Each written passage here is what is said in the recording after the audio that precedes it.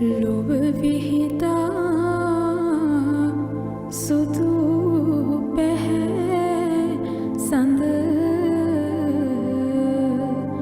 රසිව් සැදී දින නොමදා සිරි සංග මුක් සැප නිසැදී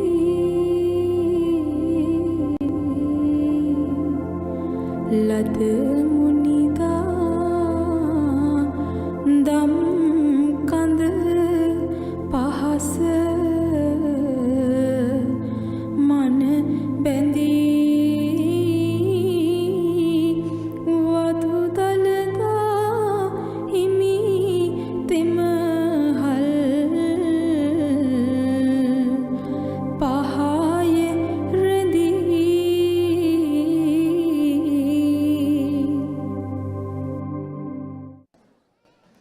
කිරි මුහුද පිසහමන මදනලත් දළදා සමිඳුන්ගේ ආශිර්වාදයත් සමග ශ්‍රී සෙන්කඩ ශෛලාපිදාන පුරවරයෙහි නෙක නෙක වීදි පුරා දෙව්ලොවක සිරි අසිරි මවනා සමයයි මේ. ඓතිහාසික කන්ද උඩරට ශ්‍රී දළදා මාලිගාවේ වාර්ෂික ඇසළ මහා පෙරහර මංගල්‍යයෙහි තෙවන කුඹල් පෙරහර වීදි සංචාරය කරන්නට මේ වන විට සියලු කටයුතු සූදානම්. මේ වන විටත් අතිවිශාල පැතිමතුන් පිරිසක් නුවර වීදි පුරා රැස්ව සිටින්නේ පිළිවෙතින් පෙළ ගැසී දළදා සමිඳුන්ගේ ආශිර්වාදය ලබා ගනිමින් මේ පෙරහර මංගල්‍යය නරඹන්නට. අද දවසේ පසරු 7:16ට යෙදුණු සුබ මුහුර්තයෙන් උතුරු දිශාභිමුඛව පෙරහැර ගමන් ආරම්භ කළා. අද දවසේ පෙරහැර ගමන් කරන්නේ දළදා වීදිය, ඩී.එස්. සේනානායක වීදිය, කොළඹ වීදිය, ඊ.එල්. සේනානායක වීදිය ඔස්සේ රජ වීදියෙන් ඉහළට ගොස් ගෙවිසිනවා ඇති. අද පෙරහර කරඬුව වඩම්මන්නේ රුහුණු කතරගම මහා දේවාලයට අයත් වාසනා හස්තිරාජයා විසින් දෑලේ ඇතුන් ලෙස කෝට්ටේ රාජා සහ පුලතිසි රාජා හස්තීන් පෙරහරේ ගමන් කරනවා ඇති. මෙවන විටත් පෙරහර නරඹන්නට මේ සෙන්කඩගල පුරවරයට පැමිණෙන්නට නොහැකි වුණු සැදැහැති ඔබ වෙනුවෙන් ශ්‍රී දළදා මාලිගා මාධ්‍ය කාර්යාංශය විසින් සජීව රූදසුන් සමීප කරන්නට සූදානමින් ඉන්නවා. ඉතින් අපි ආරාධනය කරනවා ඔබට මේ සජීව රූදසුන් සමගින් ඒකාත්මික වන්නට. கோஷிகன். நன்றி பிரபா. பக்த அடியார்கள் அனைவருக்கும் அன்பு வணக்கம். கண்டி அசல பெரகரவினுடைய 3ஆம் நாள் கும்பல் பெரகரா வீதி வலம் வந்து கொண்டிருக்கின்றது. கண்டி மாநகரை சூழ்ந்துள்ள அனைவரையும் வருக வருக என அழைப்பதுடன் இக்காட்சிகளை நேரடியாக காண முடியாதவர்கள் டயலாக் தொலைக்காட்சி 20, POTV 20-310 ஃப்ரீசெட் ஆகியவற்றினூடாகவும் தளதா மாளிகையினுடைய யூடியூப், ஃபேஸ்புக் பக்கங்களினூடாகவும் இக்காட்சிகளை நேரலையாக கண்டுகளிக்க முடியும். தொடர்ச்சியாக எங்களுடன் இணைந்திருங்கள். திஷரி. You're witnessing the third Kumbal Procession of Kandy Esala Perahera 2025. The sacred streets of Kandy are about to become alive with traditional dances, whip crackers, flag bearers, as well as majestic elephants and tuskers. So, this invitation is to you all to come and witness this grand occasion. But if you're at home, you can still be watching this event by using the following channels. Channel number 310, channel number 20 on POTV, channel number 20 on Dialog TV, and channel number 2 on FreeZad. And also, you can watch the live broadcast of Kandy Esala Perahera 2025 by using the social media platforms of Sri Dalada Maligawa. Stay tuned.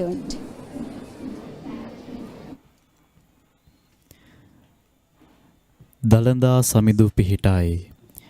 We are delighted to welcome you to the special live broadcast of the third Kumbal Perahera of the Kandy Esala Perahera 2025, brought to you by the Media and Special Projects Bureau of the Sri Dalada Maligawa, Kandy. You are now witnessing Perahera officials obtaining the permission and blessings of the Gajanayake Nilame, the lay custodian of the sacred tooth relic, before commencing their street perambulations.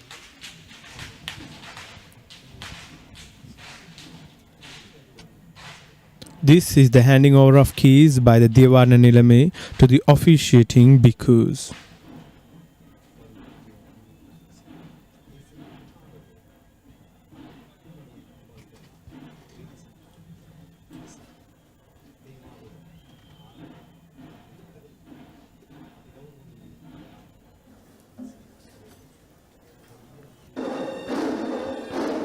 Now the Deyavarna Nilame will be making his way from the upper level Ihalamalaya to the lower level of the chamber known as Pathamalaya of the Vadasitina Maligawa, and he is seen ceremoniously and reverentially carrying the Perahera casket under the protection of the custodian venerating prelate of the Malvatu Mahaviharaya, Venerable Tibbatuwave Shri Medankarabhidana Nayakathero, towards the ceremonial tusker under much veneration, admits the offering of light, sounds, scents and flowers all the way the upper chamber till it is placed on the awaiting tusker.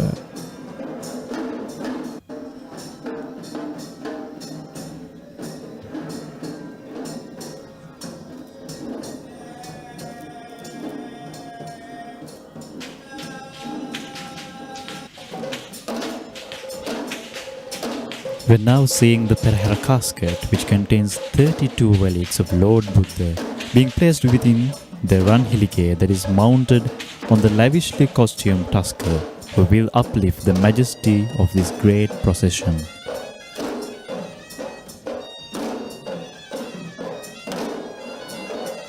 These officials are seen offering flowers and floral garland to the Perahera casket, and this is the third Kumbal Procession of Kandy Esala Perahera 2025, the grand festival of respect that pays homage to the sacred tooth relic to honor Lord Buddha.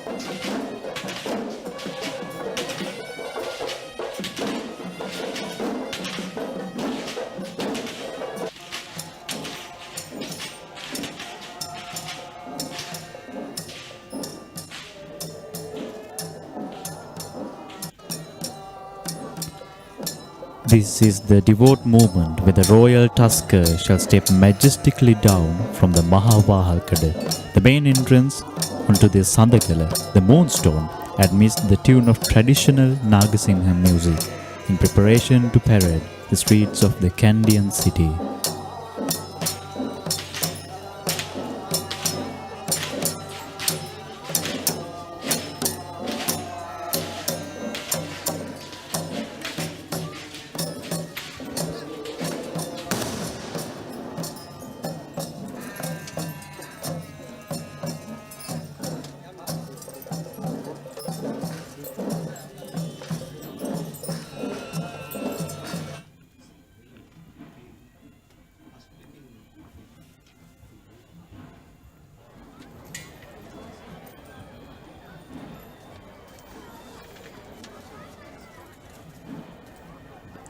On this year 2025, we are witnessing the grace of the 1715th Perahera that had begun during the reign of King Kirtisri Meghavarna, who pledged that the relics must be carried around the city once a year. And this tradition still continues to be followed by the succession of many ruling kings, prime ministers and presidents of our country. Walking up front with the sound of thundering whips piercing through the skies are the whip crackers, announcing that the procession has commenced, and these masters are tasked with clearing the way for the sacred relic casket and the king. This troop of whip crackers are led by Mr. Upali Jayaratna.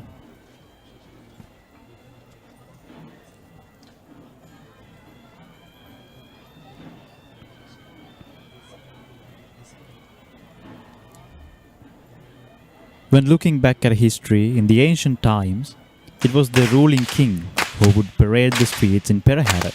But now, it is the Deyavarna Nilame, the lay custodian of the sacred tooth relic of Lord Buddha, who will resemble the king in the modern day Perahera.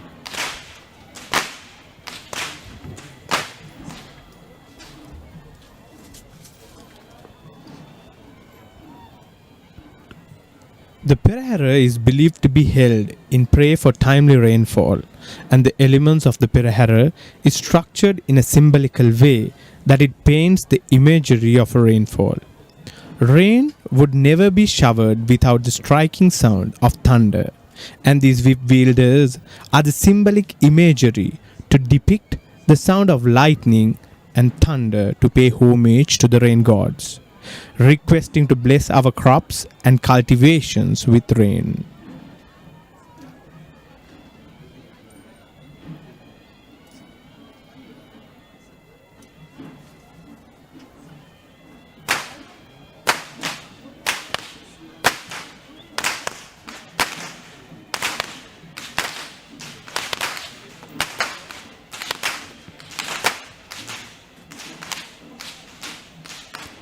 The whip master's duty is handed down from generation to generation of their clans. Only those who have mastered the art of whip cracking will be taken to participate in the Kandy Esala Perahera. According to traditions, a Perahera which does not have this pedigree are not even being called such.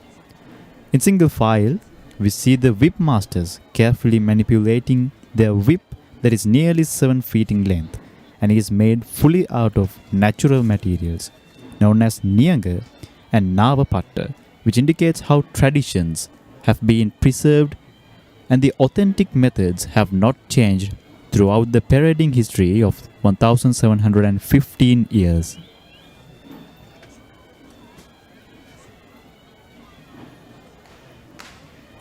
Chetaka, if you can watch closely, it can be noticed how these whip masters are untying the knots that are formed with the whipping.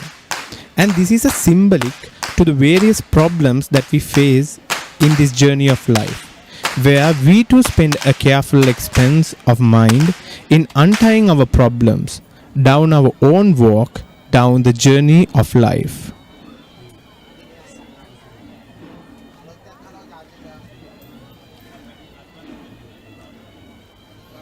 The rain does not come with thunder alone. Just as lightning flashes across the skies, the procession too has its own flashes of light dancing across the faces of the people lining the streets to watch. These are the fire dancers who are offering fire, inviting the rain gods to water our lands with rain. In fact, this troupe of fire acrobats are led by Mr. E.D. Tilakaratna.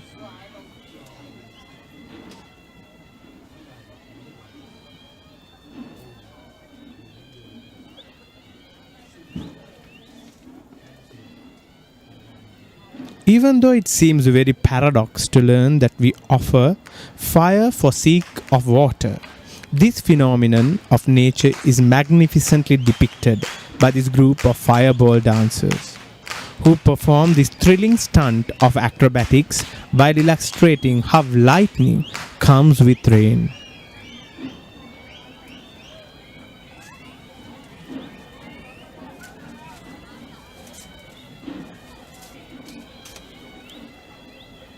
The turning of fireballs is called Pandampaliya, which paints the night with varied patterns of light using both hands and feet, along with thrilling episodes of fire stunts.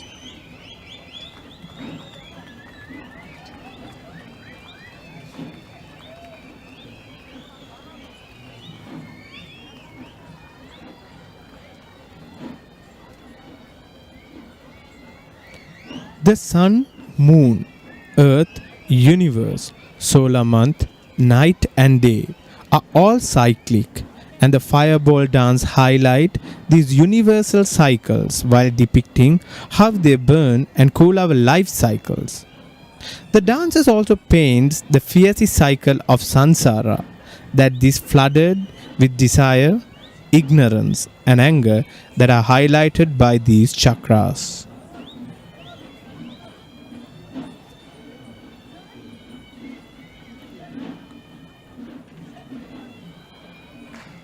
The oil-soaked rags are tied to an iron wheel with leather thongs attached to it. And once they are lit, the dancers perform their acrobatic dance by turning the fired wheels fast, gradually increasing its speed to match the real feel of lightning itself.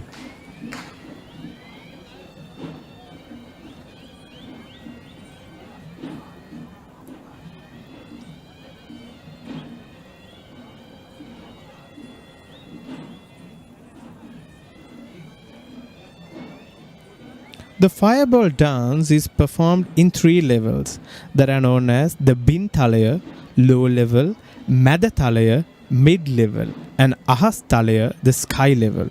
That is definitely the highlighted episode of the fireball dance that is performed standing on each other in great discipline and balance.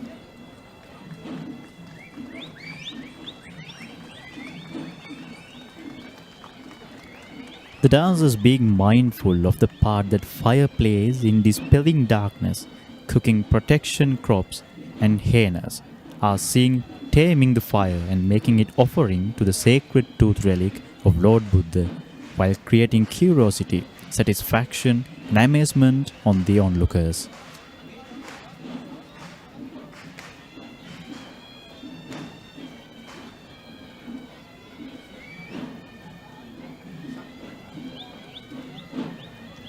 And today the procession commenced at the auspicious time of 7:16 p.m. facing north, and it will proceed down the Dalada Street, D.S. Senanayake Street, Srimad Bennett Soisa Street and E.L. Senanayake Street, and then turn on to the King Street and return to the Temple of the Sacred Tooth Relic. Next in line of the procession are the Buddhist flag bearers, who are clad in white national costumes, who are carrying the most respected flag of Buddhism, while being preceded by the national flag of Sri Lanka. The sight of these Buddhist flags create a sense of tranquility among the spectators, reminding us the fact that this procession is in celebration, devotion, and an offering to the great Lord Buddha. The troop of Buddhist flag bearers are the inmates of the open prison camp in Pallekele.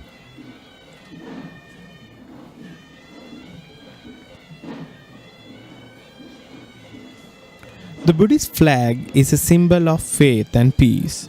The 6 colors of the flag represent the colors of the aura that emanated from the body of Lord Buddha when he attained enlightenment under the sacred Bodhi tree. The horizontal stripes represent the races of the world living in harmony, while the vertical stripes represent eternal world peace.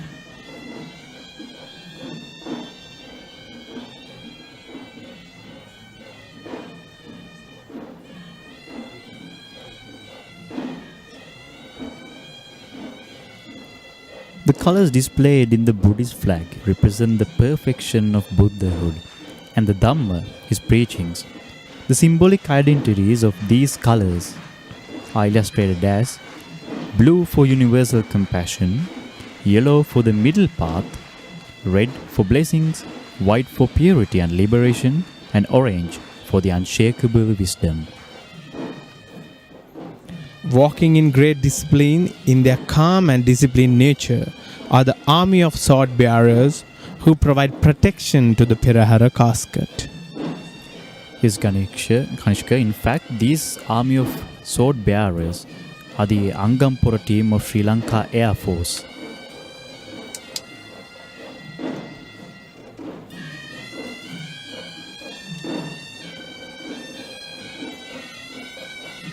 Since the ancient times, the sacred tooth relic has played an important role in local politics, since it was believed that whoever, however, holds the sacred tooth relic shall hold the governance of the country.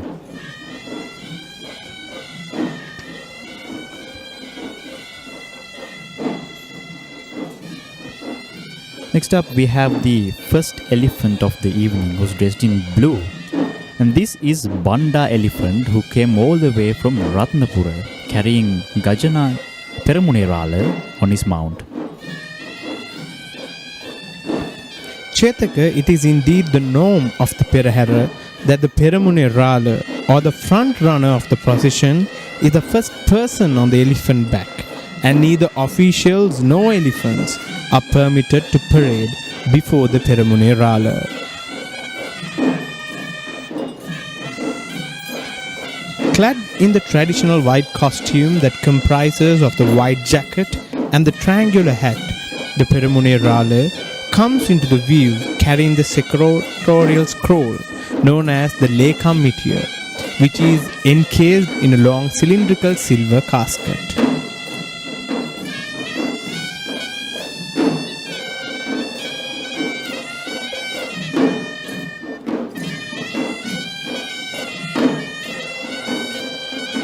This is the arrival of the first Hevisi group that represents the official music ensemble who are permanently seconded to the service of the Sri Dalada Maligawa.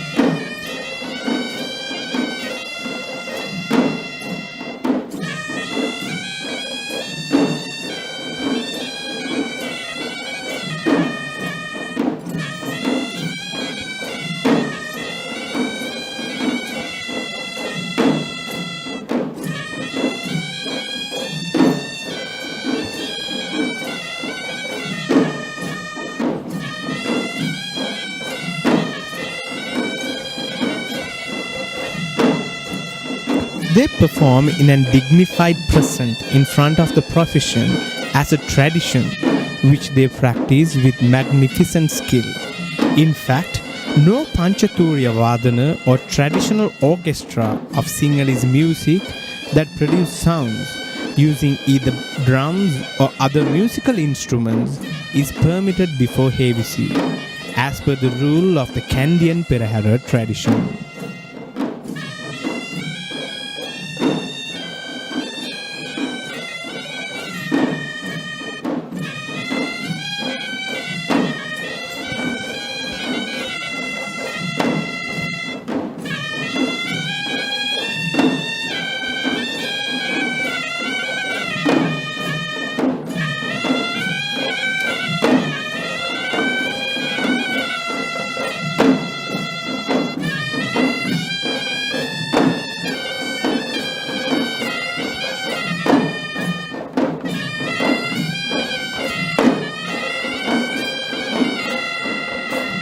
Sri Lanka is rich with its own genres of traditional music, and Hevisi, which is dignified as the authentic sound of Sri Lanka. The history of Hevisi takes back to the time when the spelling of the Jayashree Mahabodhi tree was brought down to Sri Lanka by Sanghamitta Therina. This evidence marks the fact that Hevisi is the oldest traditional orchestra and Buddhist sound offering in Sri Lankan heritage.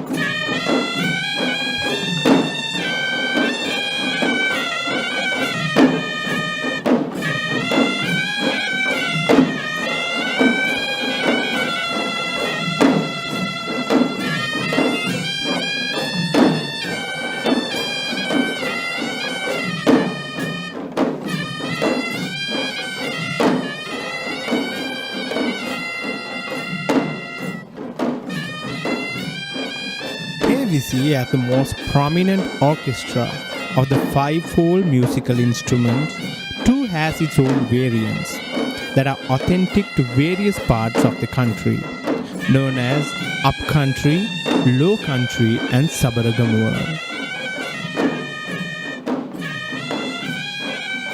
Chetaka, the speciality of the Kandy Esala Perahera is the pure dominance of upcountry traditional arts.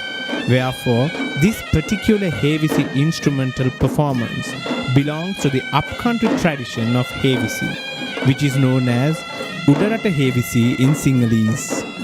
Yes, Kanishka, these five-fold musical instruments are recognized by Sri Lankan music culture as Panchaturya Nada, is noted as Athatha, instruments played by both hands, Vithathatha, instruments played using sticks, Vithathatha, instruments played using hands and the stick, Gana, instruments that are dashed with each other, and Sushira, instruments that are blown.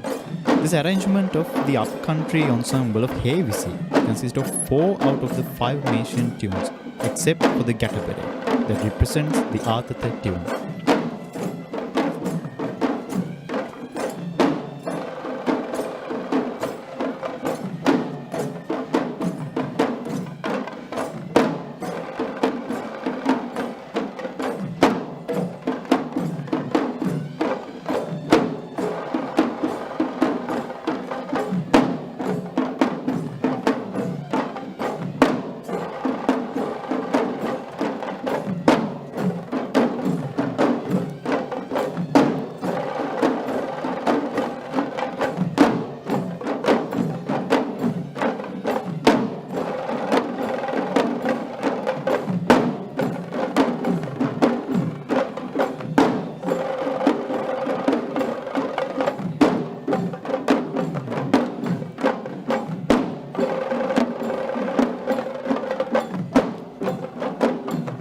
we would identify the other instruments that are played here, we see the horonava, or the traditional windpipe that represents the tune of Sushira, the tammattam, or the kettle drum that represents the tune of Vitata, the daula that represents the tune of Vitatata, and the talampata, or the little hand cymbals that represents the tune of Gana.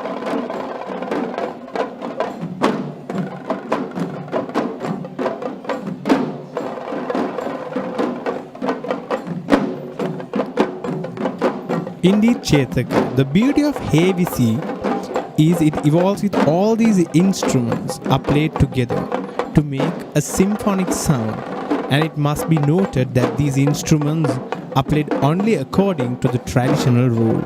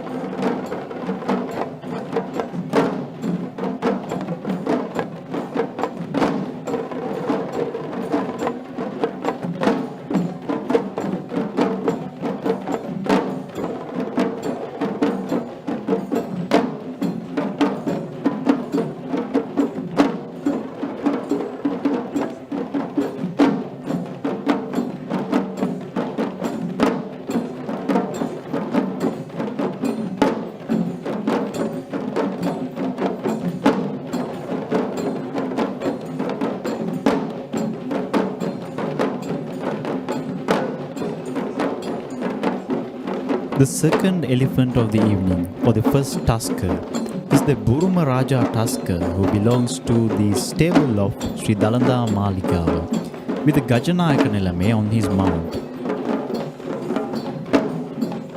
The Gajanayake Nilame is the official in charge of the king's troop of elephants, and it was a position given to him directly by the king himself.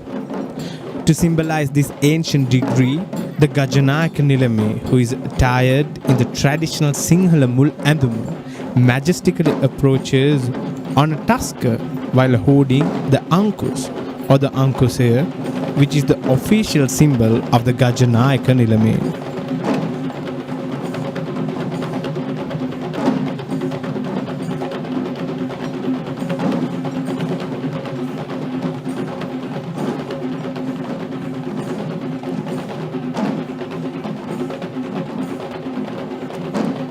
Bulat Padaya is one of the most serene dance performances of the upcountry dance tradition, which provides a welcoming gesture to the audience. The dancers carry a heap of betel leaves on a white cloth with both their hands and dances in style and discipline using footwork to the tune of Gataberea. In fact, this troupe of Bulat Padaya dance are led by Mr. Nalin Jayasekara.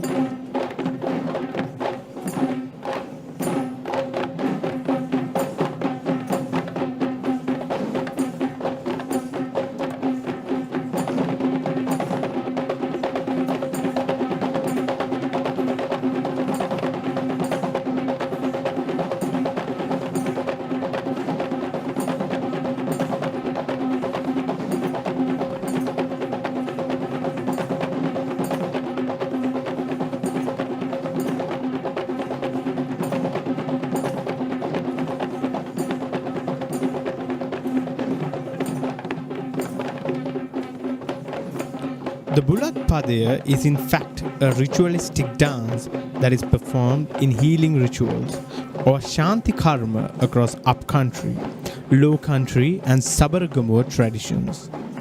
And here we are seeing the upcountry version of the Bulat Padaya, which originates from the Kumbal Perahera healing ritual.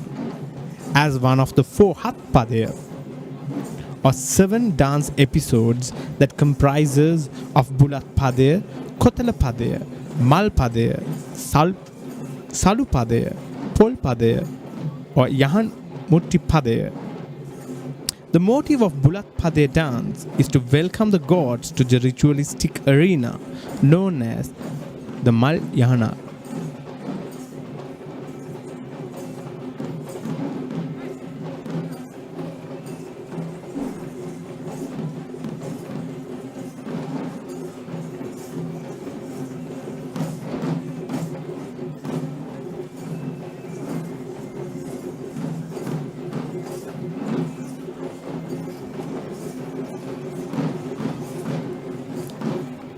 The third tasker of the evening on a Buddhist flag on his mount is Janaraja.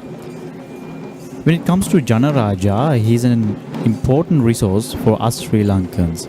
Janaraja was gifted to Sri Dalada Maligawa by the late President J.R. Jayawardena, and Janaraja owns the longest tusk for an tusker in Sri Lanka.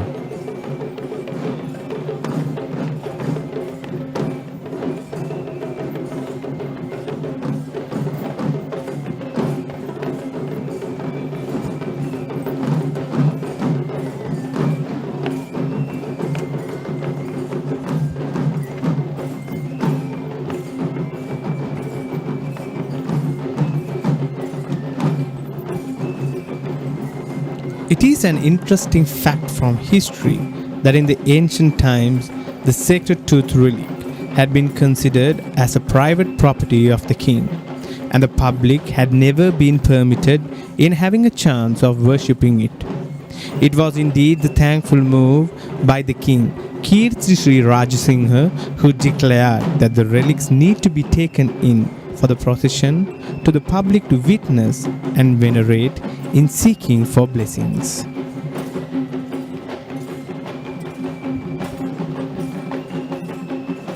Followed by the Tusker Janaraja is the Thalam dance, which is led by Mr. Nimesh Sumanaratne, and this is the dancing troupe of Chandananda Buddhist College, Kandy.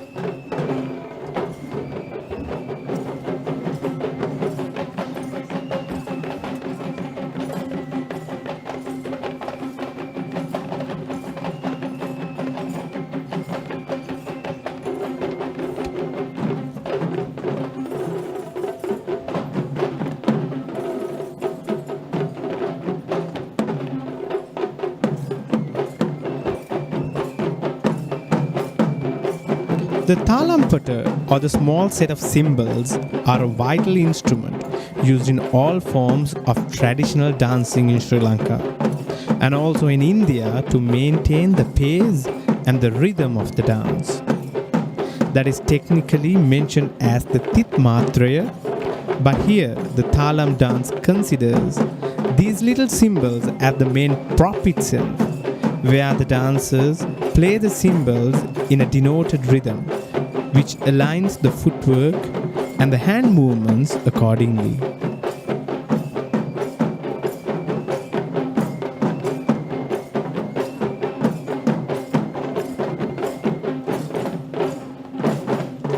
The young performers dash these cymbals in the choreographed rhythm and perform a dance that creates both horizontal and vertical line movements in this space, using the right moves that are designed in maintaining the cultural element of the act.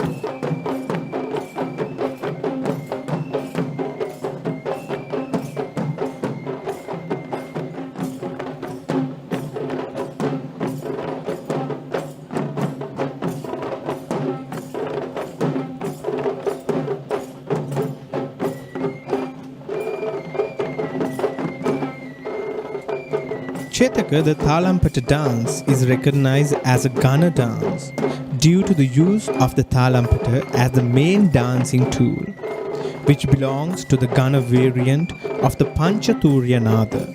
This evolves its way as a Gananatum due to the mere reason of how these artists dash their thalam with each other as a part of their dance performance.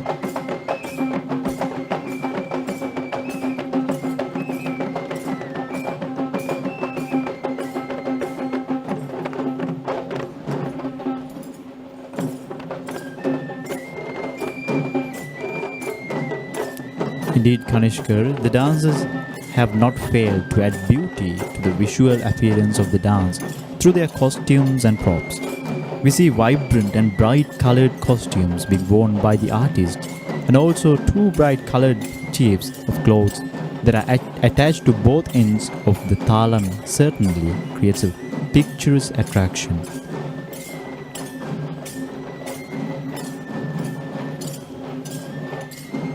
Indeed, Chetaka, if you see closely, it swings through the air when the dancers use the thalam, which creates a different but a unique beauty to this procession.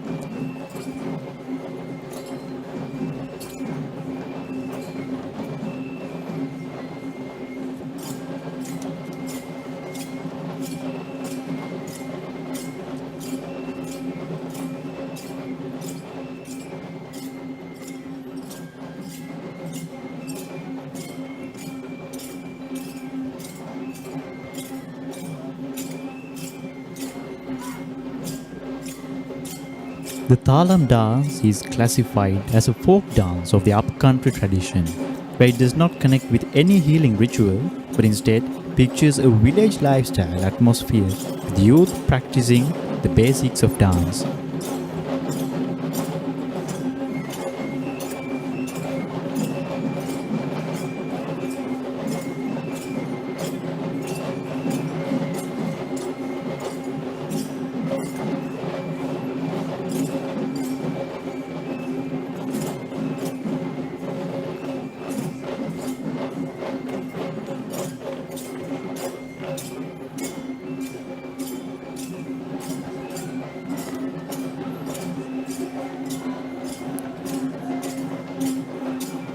Followed by the thalam dancers is the fourth tasker of the evening, who is Raju tasker, which belongs to the Askiri Mahavihara.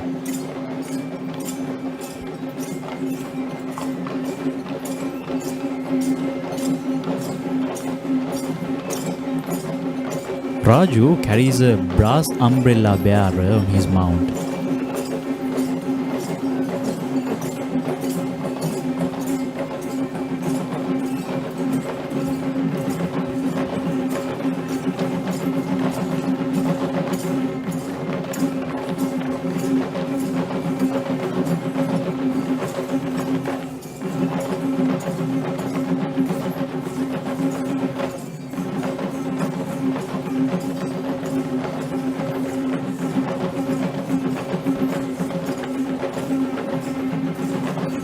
And now we see the first Nayandi dance. Nayandi dance is one of the most significant dance performances of the upcountry tradition that holds a very prominent position in Kandy Esala Perahera, especially during the Kumbal Perahera festivities. Yes, Kanishka, this specific Nayandi dance troupe is led by Mr. Saman Nilvita. The word Nayandi is in fact the name of the costume that is worn by the Nayandi dancers, which is the same costume that is worn by the Candian West dancer, with the exclusion of the devoted headdress that is replaced with a cloth turban with a knot on the head. center that is taking the shape of a cobra.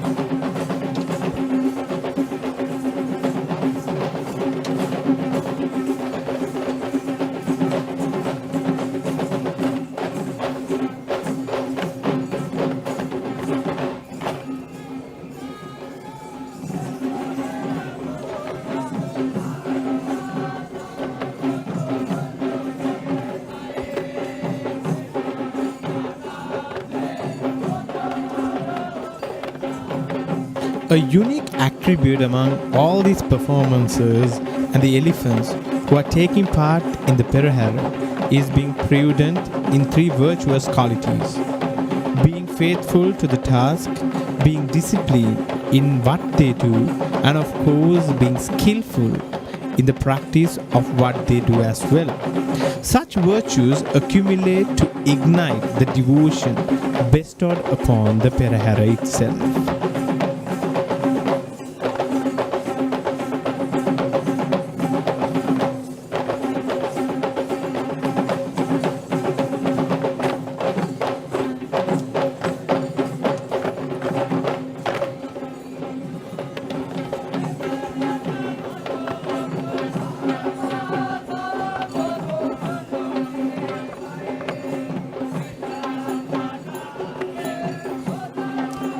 Followed by the Nayandi dancers is Tharak elephant, who is also another important resource for our country.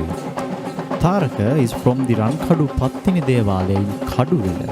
Tharaka here carries two mounts on two cobra canopy and a brass umbrella on his mount. In fact, Tharaka is the tallest elephant we have in Sri Lanka.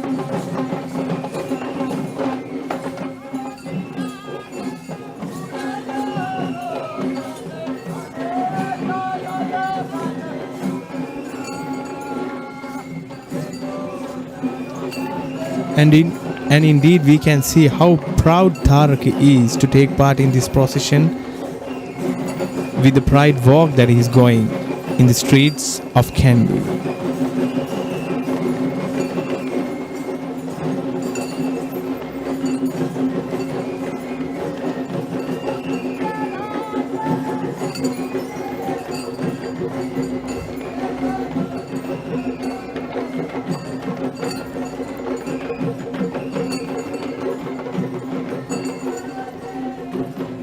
Yes, Kanishkar, followed by Tharaka, we have the mixed folk dance.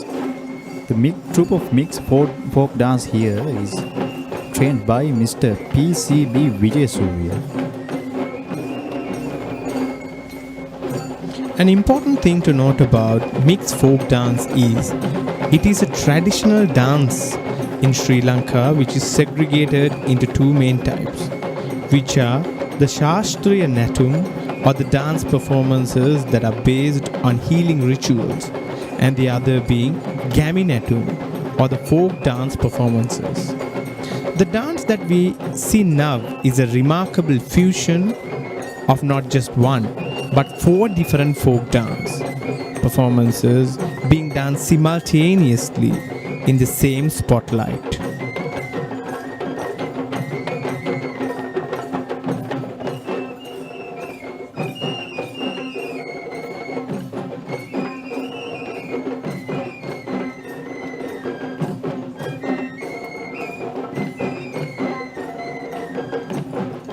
Here we see the dance artists presenting four different folk dances, which are the Talamputa, the Likeli, Rabang and the Savarang, which we would see being performed as individual dance items across all five segments of this majestic Perahera. And this dance act is certainly a snapshot of the beauty of the Sri Lankan folk culture.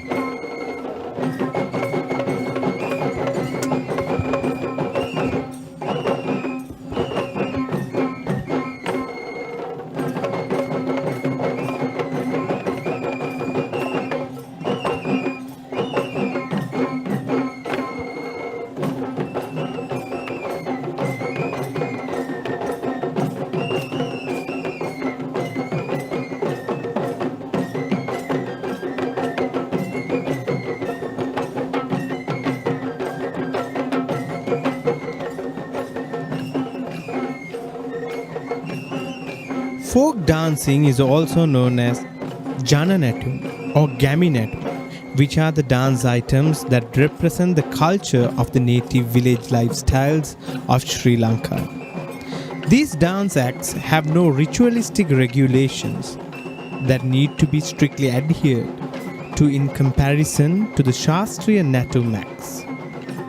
In fact, there is a lot of space left for creativity in designing the choreography, costumes, tones, and other elements of attraction, keeping in mind not to harm the authenticity of the dance as it is how it has passed down upon the generations.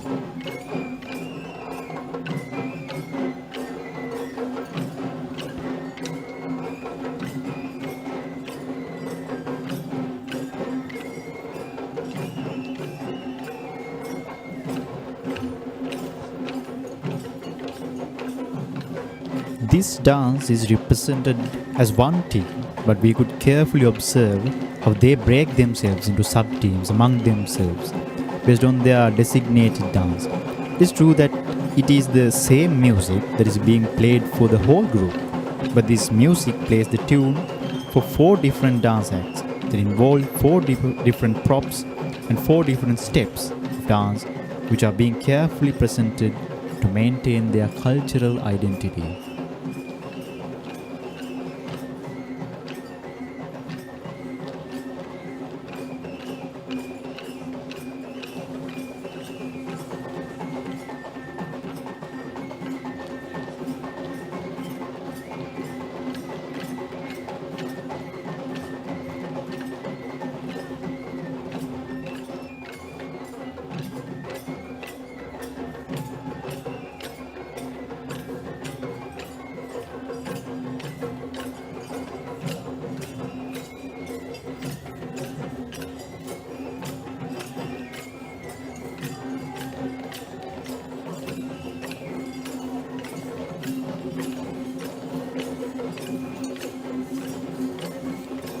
Followed by the folk dancers, we have on the left Kandula Veera elephant, who came all the way from Sankapitti Vihara in Kaduna.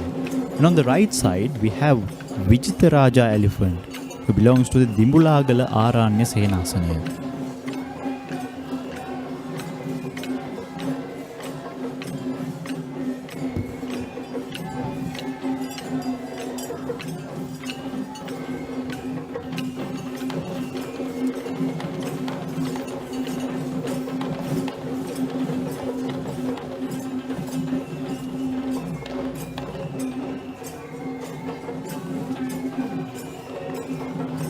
The cooling breeze that blows from the surrounding, from the Udavata forest on the right and from the Kandy lake on the left, certainly creates the feel of how nature too contributes to Perahera by displaying its unmatched unique forms of beauty to this Perahera that shall bless our country.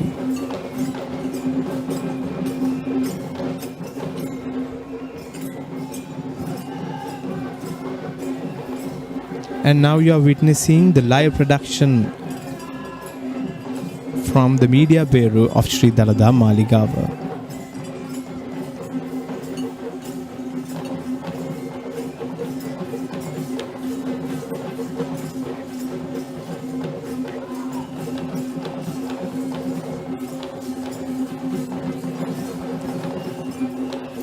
Followed by the 2 majestic elephants is the Pantheru dance.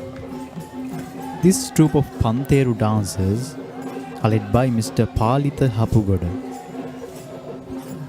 The Pantheru is a musical instrument that is used as a rhythm tool across all the 3 traditions of upcountry, low country and Kataragama.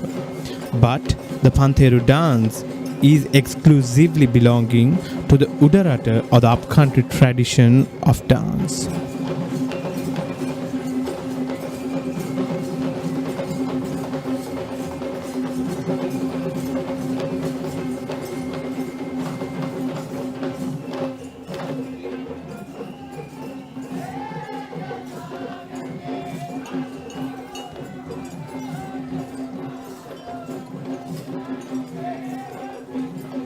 Chetaka, since the 18th century, the instrument was used for the development of semi-classical dance form, which is an art that was passed down from generations to generation.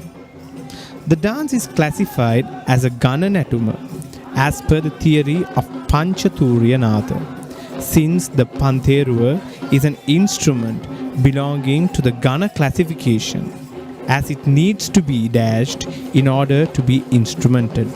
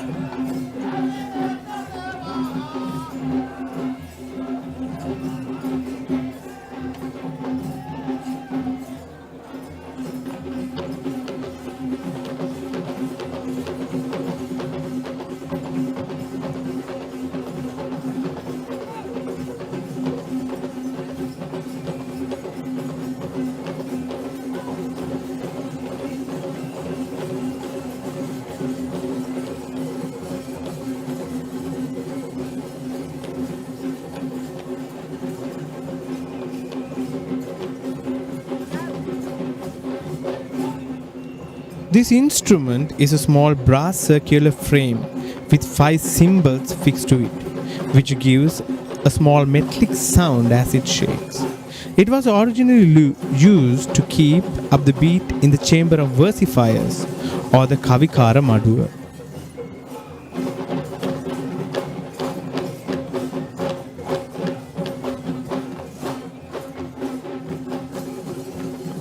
Chetaka, another important point to consider is that it is one of the most authentic tunes that are engaged with the sound of offering associated with the Dalada Puja. Yes, Kanishkar, the Pantheru dance is performed to the beat of the Gata Berea or Udrata Berea, which is considered as the spinal instrument of upcountry dancing, just like how the Yak Berea or Devol Berea is the key instrument of low country dancing, and how the Daula is the key instrument of the Sabargama style.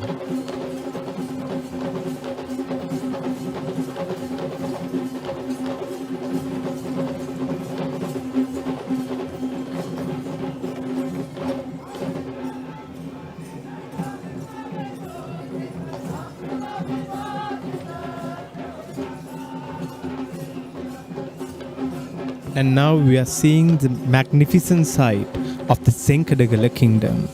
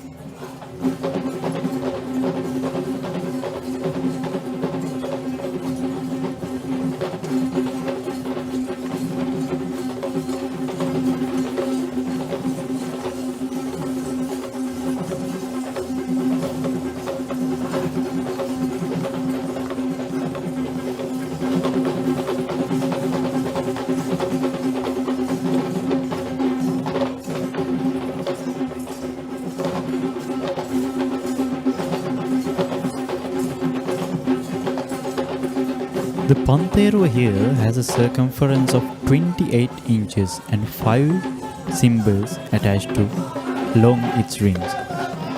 The tradition behind the Pantheru describes 5 ways in which the Pantheru should be held by the dancer, and we too could carefully notice how the performance change hands between the dance moves.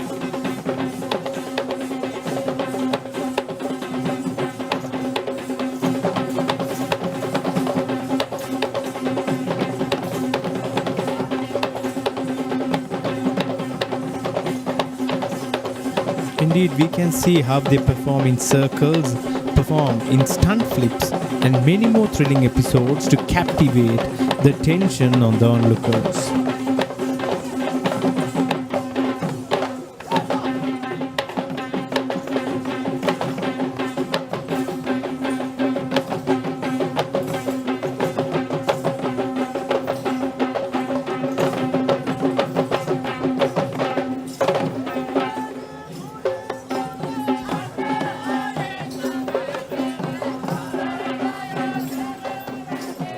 Behind Pantheru, we have two peacefully waiting, majestic tuskers. On the left, we have Sindhu Tusker from the Kurunagala Riddhi Vihara. Despite his size, he is just 18 years old. On the other side, we have Singharaja Tusker, who belongs to the Sri Dalada Maligawa. Singharaja was named after where he was gifted to Sri Dalada Maligawa, which is the Sri Lankan Singha regiment.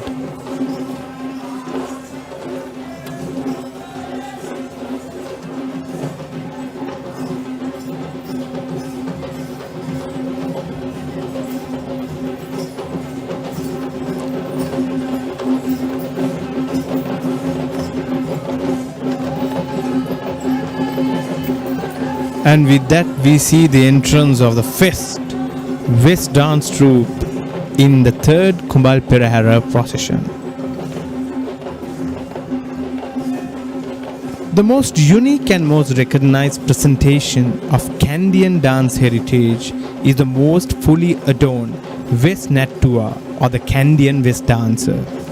The Kandian dancer's skill and dance form have been considered as an authentic expression of Sri Lankan culture.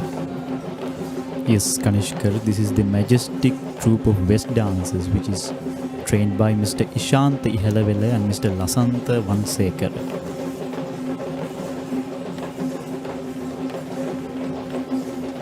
In fact, it is this icon of the West dancer who is the branding identity of traditional Sri Lankan dancing across the 7 seas, despite the presence of many artistic dance performances.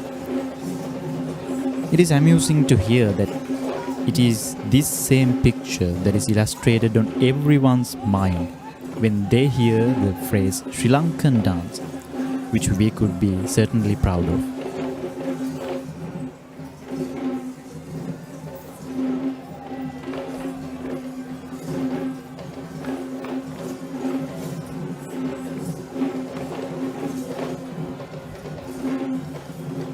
The West dance is more than just a ritual. It is a sacred recitation for the protection against misfortune. Therefore, the costume of these dancers are also considered sacred.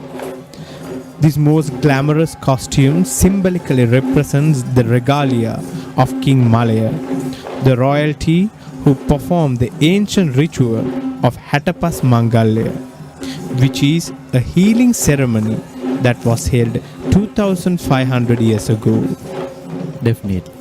It was in the 4th century BC when the first ever Hetapas Mangalya was performed in Sri Lanka by the Malaya king to cure a dividos or godly curse that had been bestowed upon King Panduvasdeva, who is in fact the descendant of King Vijaya, the Indian prince who discovered the land of Sri Lanka as Thamba Panni. The story of King Vijaya and his tribal wife Queen is in fact the birth story of the royal tradition of Kandian dancing, which is quite interesting to learn.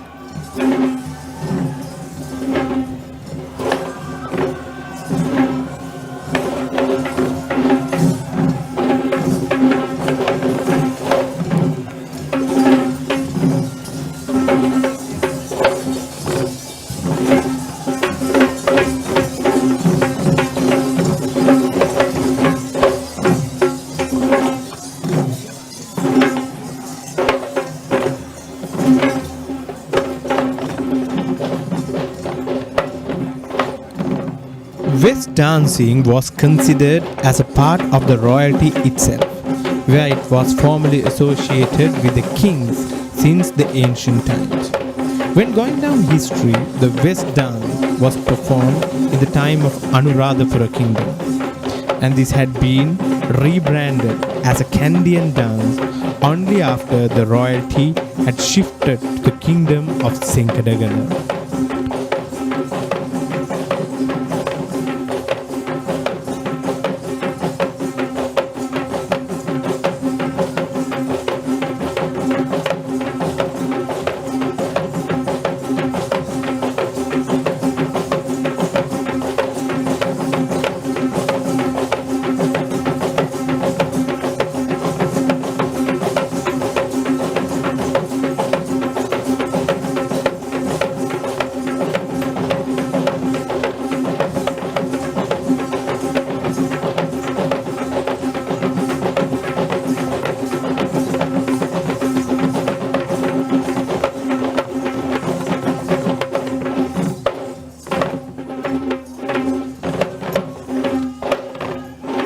The dancers who perform in this part of Perahera are not just random participants, but in fact they have been performing in the Kandy Perahera as lineages since the time of their great ancestors.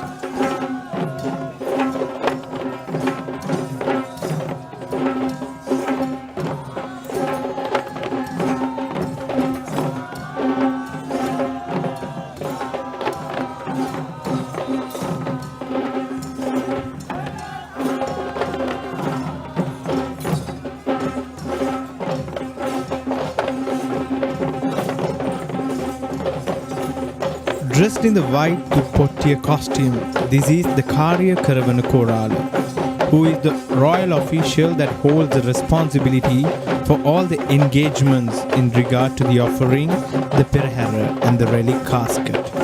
He is only seconded to the Gajanayake Nilame and is the only person in the Perahera who has the permission to walk forwards and backwards during the Perahera. The very special orchestra that leads the relic casket are the Nagasingham instruments, which is an Indian-influenced ensemble of music that plays its authentic music to escort the relic casket as a part of the traditions that were conducted in Lord Buddha's origin country, India too, and was added to the Perahera from the time of King Veera Parakrama Narendra Singha.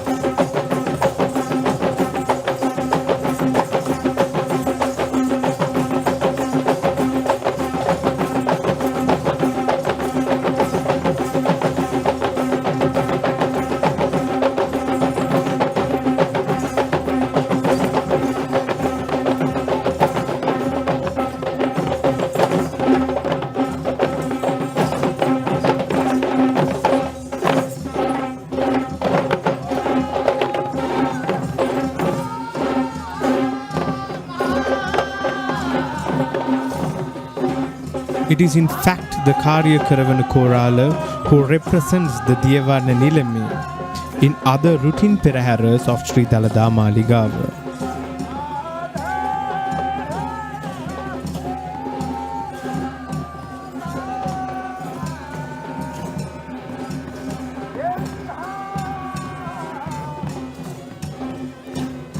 We are now at the most awaited and most devout moment of the Perahera, as now we see the royal tusker ceremoniously carrying the Perahera relic casket, guided by the Dala elephants, sprinkled by jasmine flowers, and officials escorting by the majestic West dancers. The sacred relic casket is today carried out by the royal tusker of Ruhunu Maha Kataragama Devale, Vasana tusker, who is accompanied by Kote Raja tusker of the Kote Raja Mahaviharaya and Pulatisi Raja tusker of Sri Dalada Maligawa. And now let us take a moment to worship the sacred tooth relic.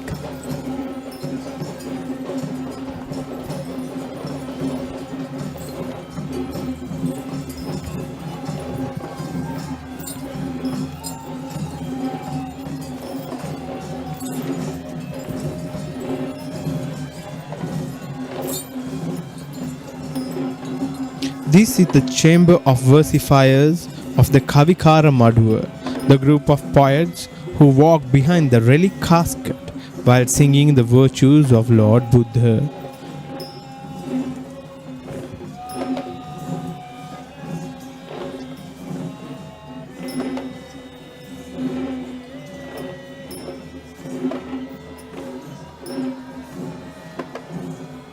These versifiers are holding several instruments, including the Pantheru and the Udakya. And the speciality of Kavikara Maduva is these versifiers shall only perform when the relic casket is taken out of the relic chamber. Followed by the Kavikara Maduva is the second West troop of the evening, which is led by Mr. Sanjeeva Verapitiya and Mr. Peter Surasena. Chetaka, it is important to note, if you see the Kumbal Peraheras that we have had, just had only 2 West dance troops. And these West dance troops would ideally increase on the upcoming Randoli Peraheras.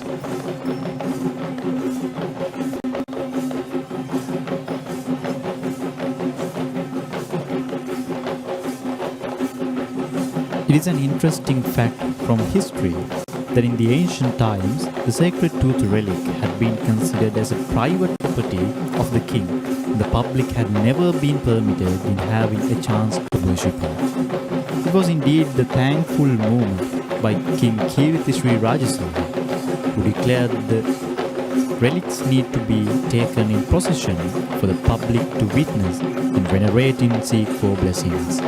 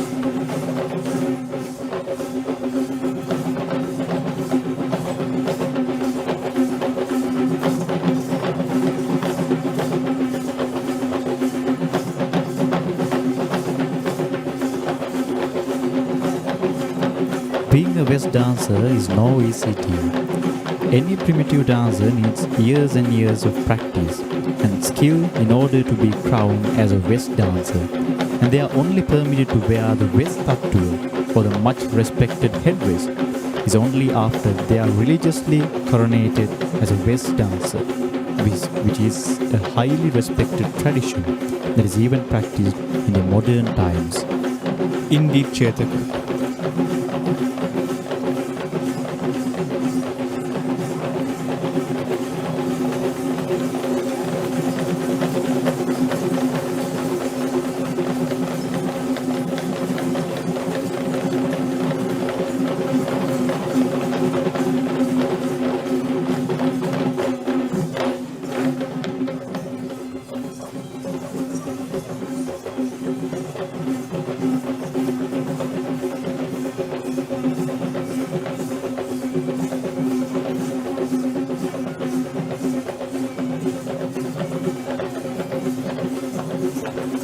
Chetaka, it is also important to note that these dancers observe their traditional rituals and obtain permission to dance in this procession.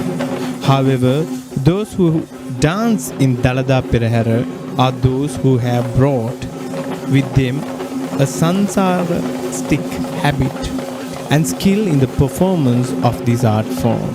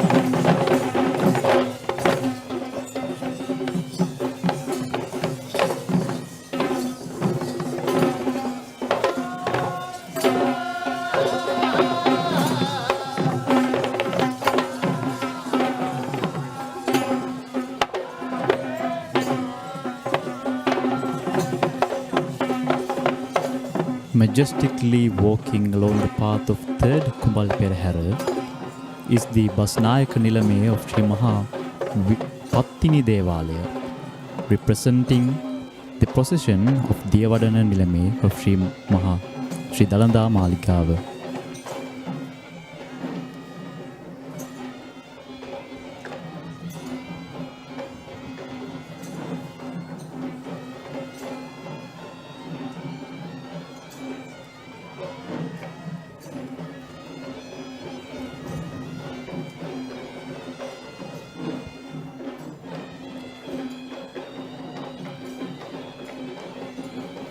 Followed by the Gajanayake Nilame, the 10 personalities are the Gam Dahaye Vidanevaru.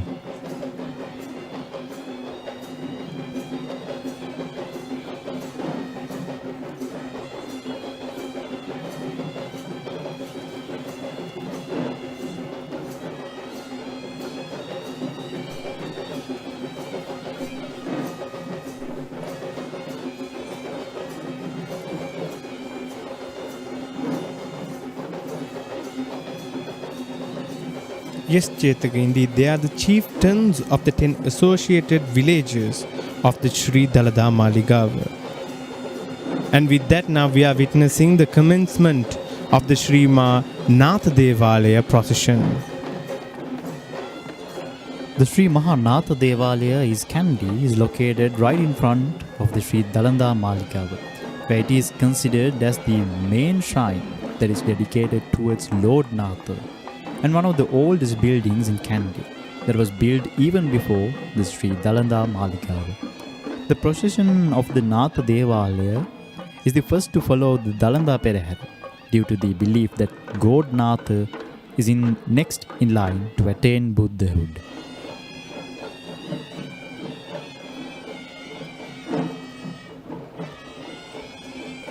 The troop of Buddhist flag bearers of the procession of Sri Natha Devale are the inmates of the prison camp in Palle Calais.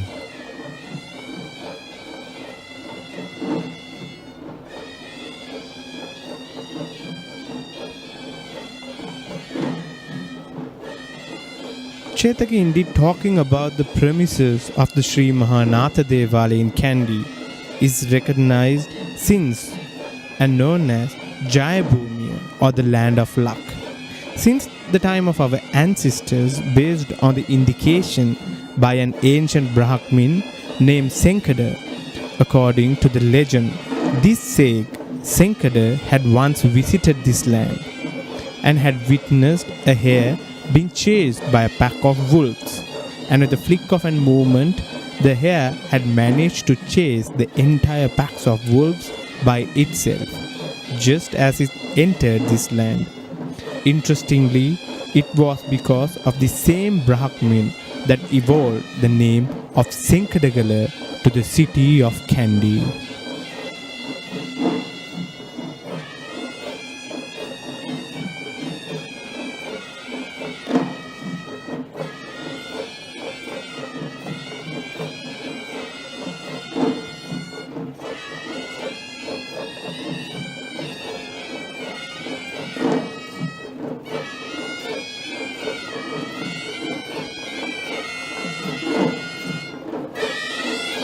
Followed by the Buddhist flag bearers is the second Hevisi troop of the evening.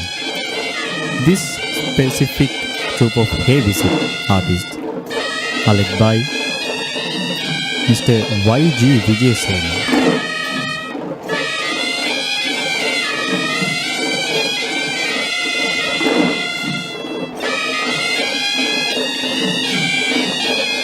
When it comes back to Sri Natha Devale, the Devale is believed to be built as an offering towards Lord Natha by King Vikramabahu III, and the royal buildings including the palace had then been built in its surroundings. The Devale is built in the form of a Gedi Devale, which is of Indian architectural style during the Gampala era. There is the main shrine dedicated towards God Natha.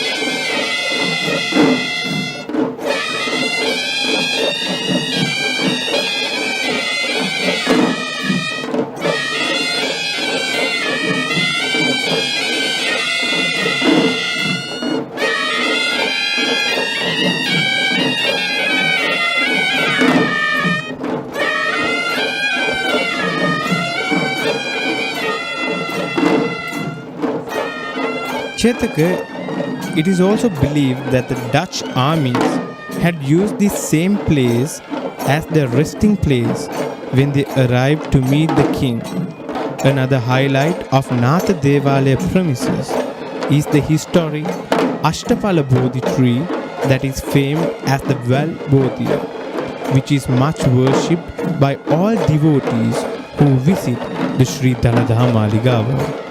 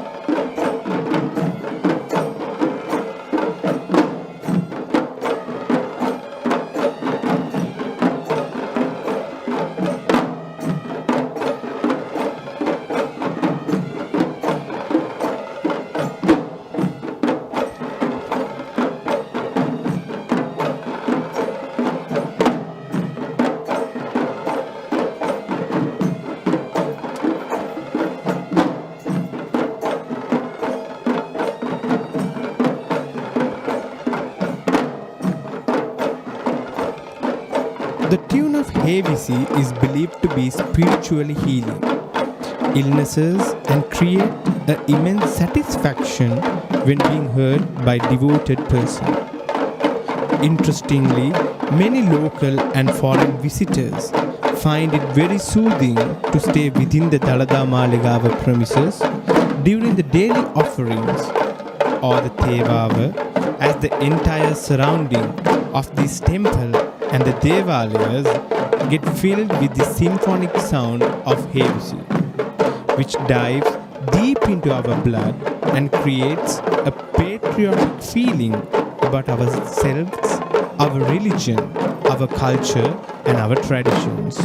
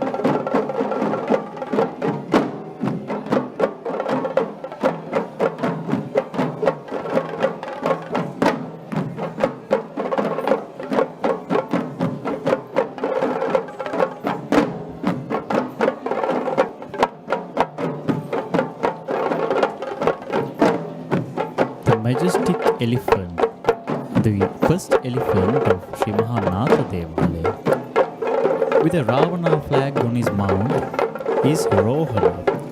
Rohana belongs to Mr. Varuna Kannangala. Indeed, Chetaka, it is the tradition that the first elephant to take part in the procession of God Natha shall carry an official with a unique flag that is dedicated as the flag of Senkadagala, which depicts an artistic visualization of God Natha.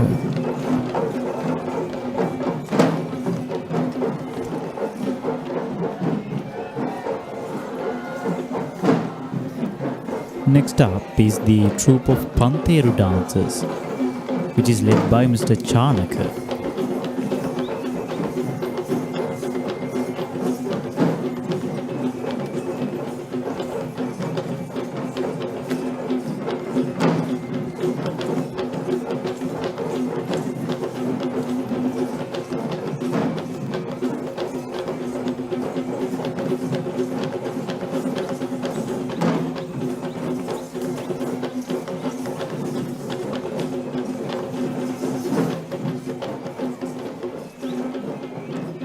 amazing fact behind the Sri Natha Devale is that it was the sacred site which was used for the naming and crowning of the new kings during the ancient Kandian era.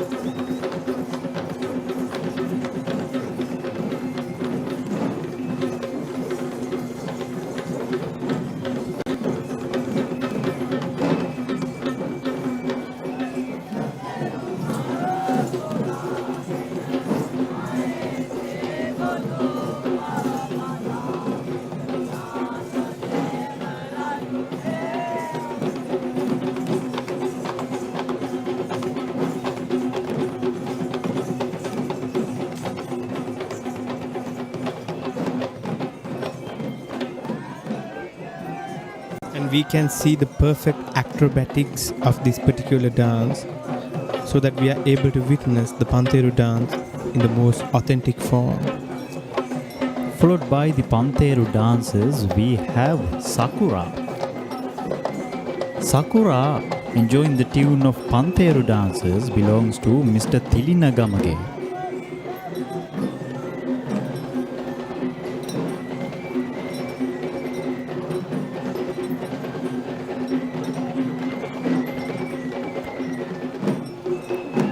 Followed by the elephant Sakura is the troupe of Savarang dancers, which is led by Mr. Dilshan Shalika.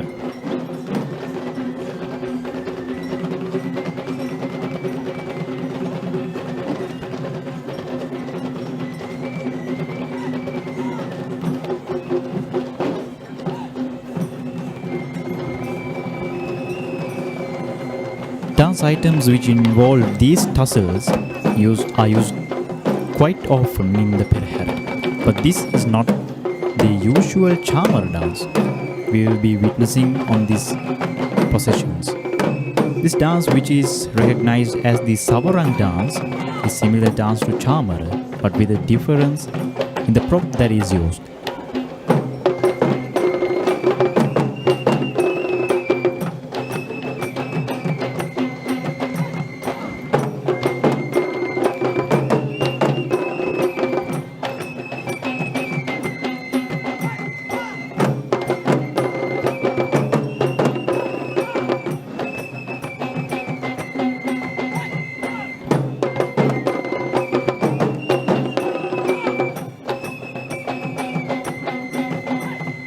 The savarama, the main tool used by these dancers, consists of not one but two tassels attached on both its ends, which makes it a longer version of the charmer instrument.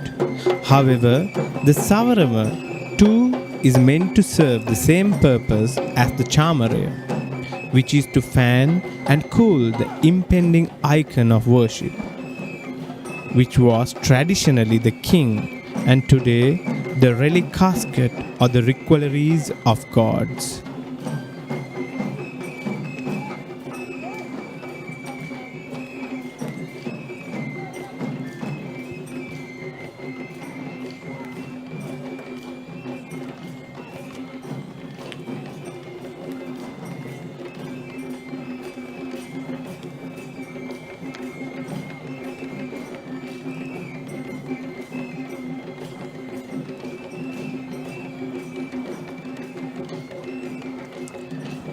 Chetaka, the sweet tune of these blowing using the flute is very mesmerizing to the ear, and the tunes we hear from these flutes are in fact the special poems that are exclusively written for the Savarang dance known as Savarang Kavi.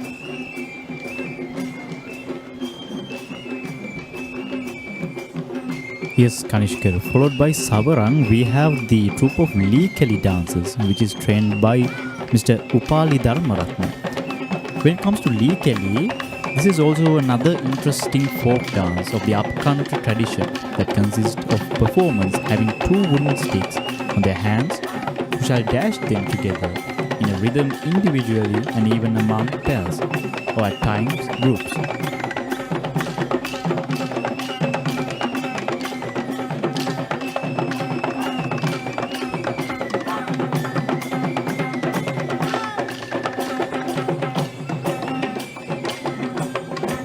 Indeed, the fast tempo that is performed in several episodes of the Lee Kelly dance creates the sense of energy that truly creates a battle atmosphere, which once again connects the folk dance with the previously told affiliations with warrior scene.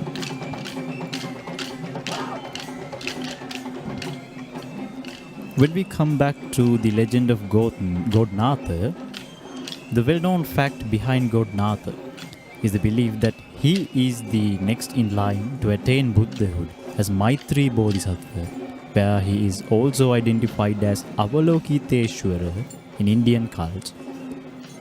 The iconography of God Natha is shown as a gentle young man of fair complexion who holds a lotus flower on his left hand. He is in fact famed as one of the most dominant gods associated in the hill country.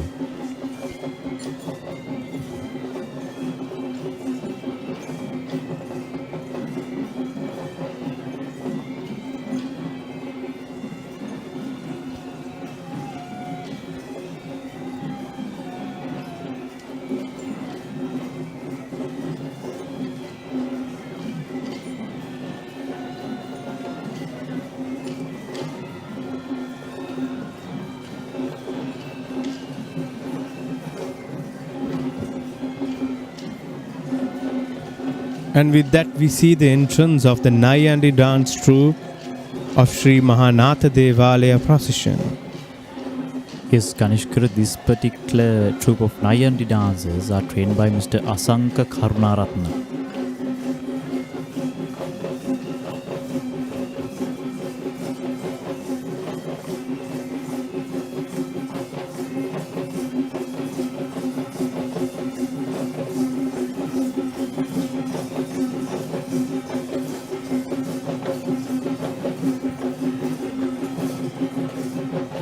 The legend of God Natha takes us down through many cults in Buddhism, including the Mahayana and Theravada traditions, where he is predominantly associated as the future Buddha.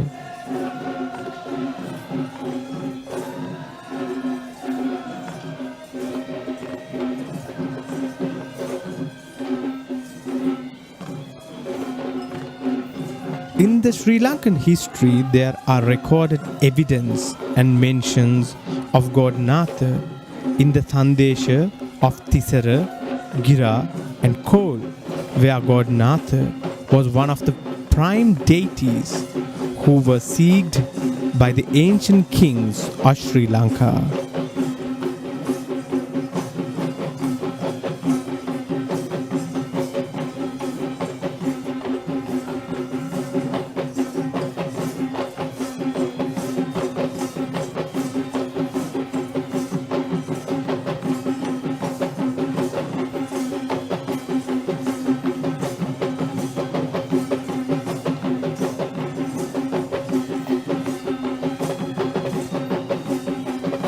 Apart from the Sri Mahanatha Devale in Kandy, there are several other shrines dedicated to God Natha.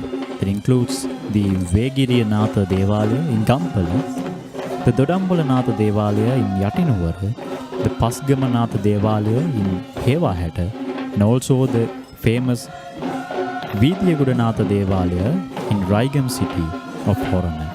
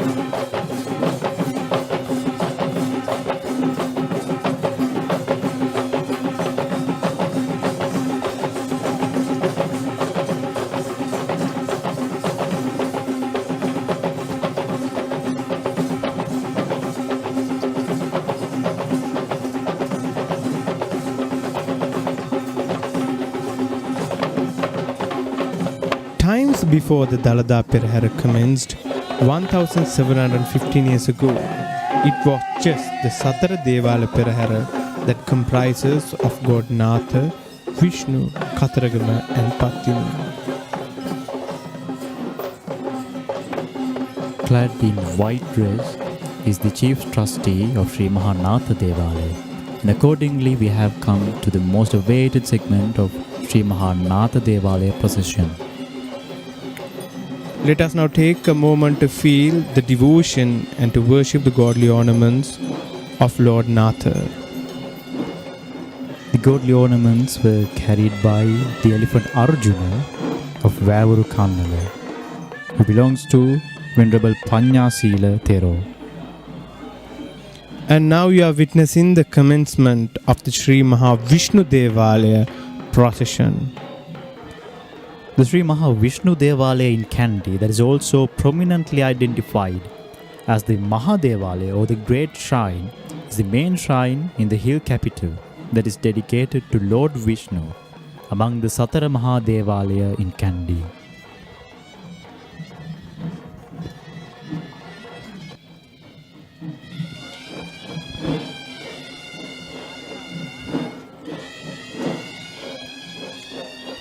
Here again we have the troop of flag bearers of Sri Vishnu Devale who are inmates of the prison camp of Pallekale.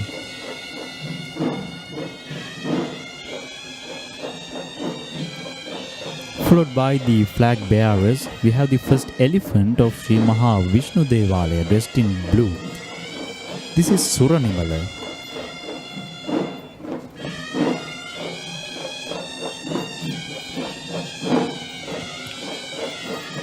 And Chetak, if you look closely, the flag bearers and the flag that is carried on the elephant, there is a difference between the other Peraheras. The unique collection of flags in front of us are known as the provincial flags. These include the unique design flags for the 12 states and the 9 counties that were under the rule of the ancient Kandian kingdom.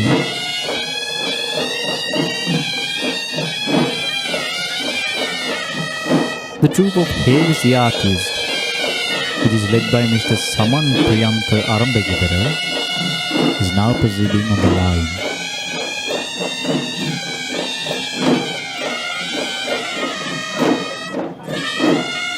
This specific troupe of Heavy artists consists of 16 Daul artists, 16 Tammattam artists, 8 Horane artists, 4 Talam artists and 2 Haggadi artists.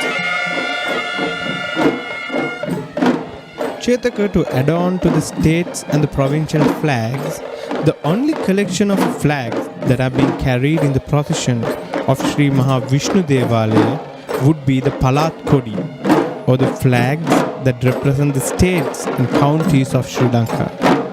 According to the ancient administrative divisions that were divided in history, the reason why we see these state flags leading the procession of God Vishnu is simply to devote the fact that Lord Vishnu is the guardian deity of Sri Lanka, and his eye is being shadowed upon all these states and counties represented by the flags we saw earlier. Yes, Kanishka, getting back to the history of the Devale, the Paravi Sandesha anthology that was written in the 15th century describes Lord Vishnu as the destroyer of Asura, which hints a belief that similarity between Lord Vishnu and Rama of the great Indian epic Ramayana. Interestingly, the poetic anthology of Ahalepola Vamanava that was written in the 19th century calls this shrine as the Rama Devale, or the shrine that is dedicated to Rama. This is even more evident with the cloth painting that the Sri Vishnu Devale possesses, which illustrates the battle of Rama and Ravana. And next up, we have the elephant Haritha with a cobra canopy on his mount.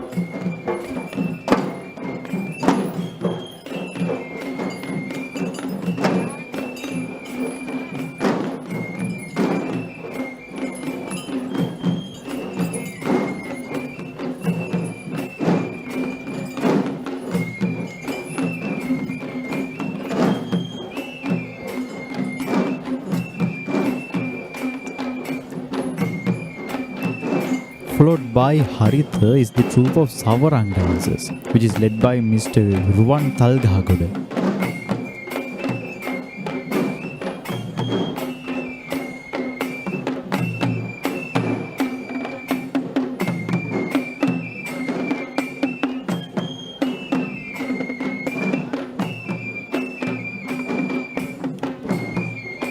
Chetaka, different sources of history have pronounced this deity and the Devalaya by different names, where one such evidence noted by the English prisoner Robert Knox had called the deity in this Devalaya as Alutnuvara Deviyo, who had been brought to Alutnuvara in Kegol from Devinuvara in Matara, while another legend identified this god as Upulvan Deviyo, which translates to the blue color god. And indeed it can be seen, the more the color of blue is added on to the procession of Vishnu Devale.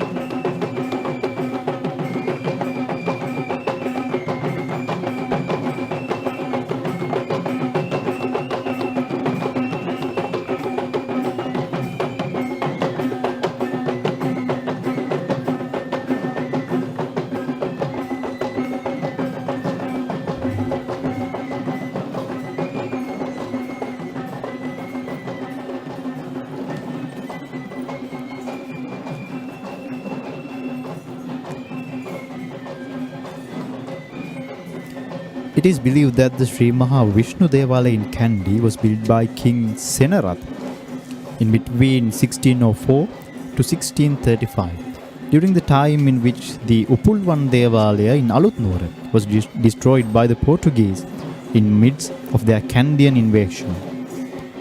With the rulers of the Nayakar clan, who are of Indian origin, took over Sri Lanka, the Upulvan Devalaya was transformed to a Vishnu Devalaya, based upon their origin of beliefs. And next up we have the elephant Banda and the female elephant of Kottava, who is also known as the Kottave Athena. Followed by the majestic two elephants, we have the Nayandi dancing troupe of Sri Maha Vishnu Devale. This specific troupe consists of 10 drum artists and 20 dancers. They all are trained by Mr. Kondadeniye Samansiri.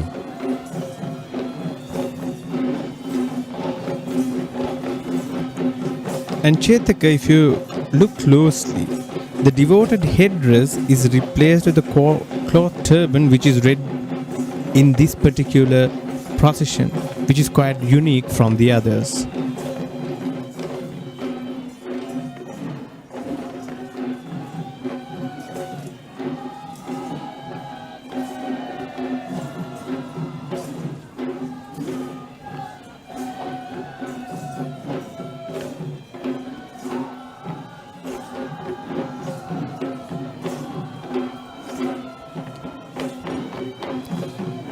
And accordingly, we slowly reach the most awaited segment of Sri Maha Vishnu Devale procession. Before the tusker, we have the chief trustee of Sri Maha Vishnu Devale. The tusker who carries the godly ornaments of Sri Maha Vishnu Devale is Heyanthudwe Rama. Rama is accompanied by the two female elephants, Chutimanike Athena and Alapatha Athena.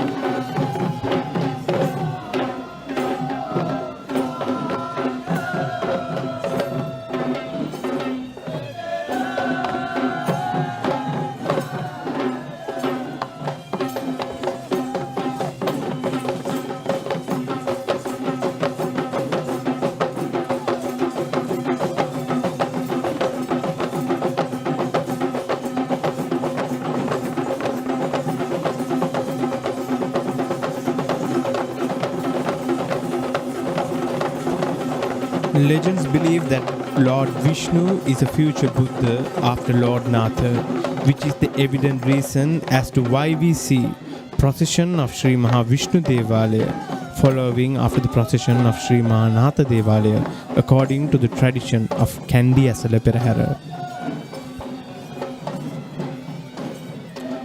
Let us now take a moment to feel the devotion and to worship the godly ornaments of Lord Vishnu.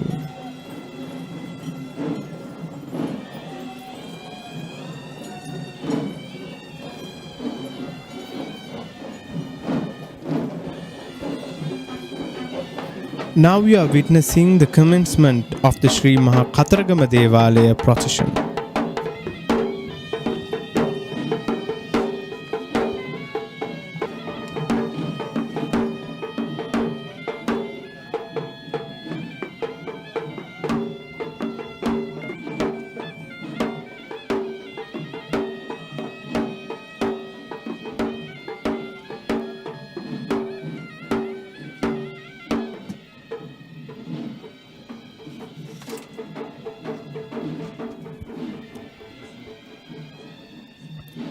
The Sri Kataragama Devale in Kandy is one of the key places of worship that are dedicated to Lord Kataragama in the city of Kandy.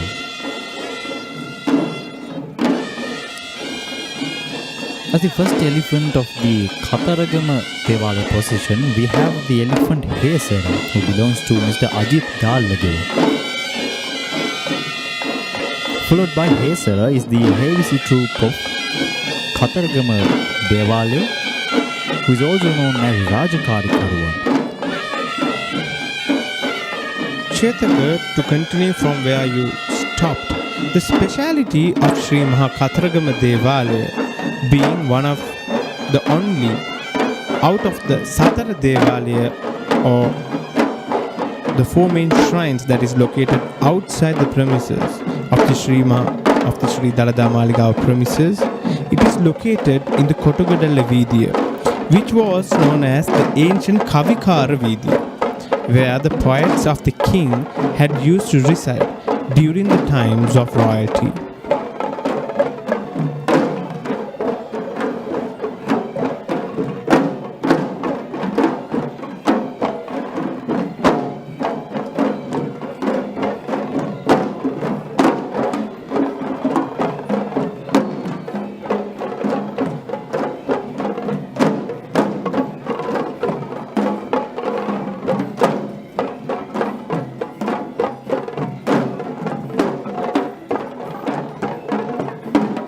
The Sri Kataragama Devale had been built during the reign of King Narendra Singha, who ruled the country from the year 1707 to 1739, where it was considered as a personal Devalaya shrine to the Kandian kings for their devotional rituals.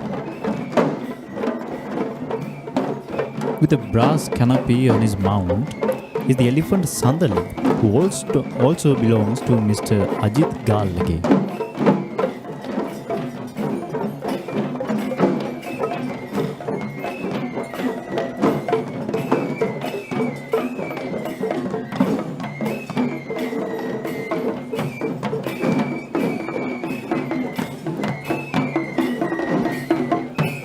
Followed by Sandali is the troupe of Lekali dancers, which is led by Mr. Ruwan Talgahagodu.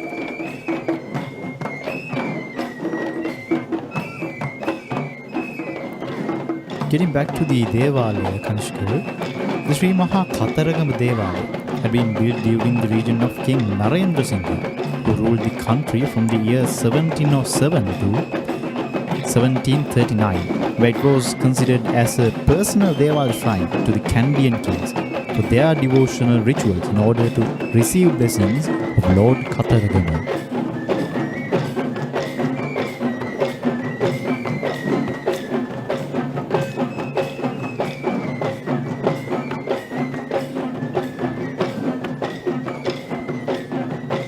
Indeed, Chetaka. Shrines dedicated to gods are referred as Kovil and Deval in general Singhas. but has its differentiations based on the practiced culture of traditions. Kovils are usually managed with pure Tamil cultured practices of Hinduism, while Devalayas have a certain degree of Sinhala Buddhist influence behind them. Indeed, Chetaka, when taking the Lee Kelly dance, it is one of the dances which has been performed since a century, which is proved by the evidence that it's still visible to all of us. In fact, the wooden carvings of the Ambakka Kataragama Devale that belongs to the Gampala era too portrays a picture that illustrates a Lee Kelly performance, which is quite interesting. Yes, Kanishkar. Following that, we have the elephant Sita with a cobra canopy on his mount. Sita belongs to Mr. M. Roshan. And with that, we see the entrance of the Pantheru dancers joining the procession of Sri Kataragama Devale.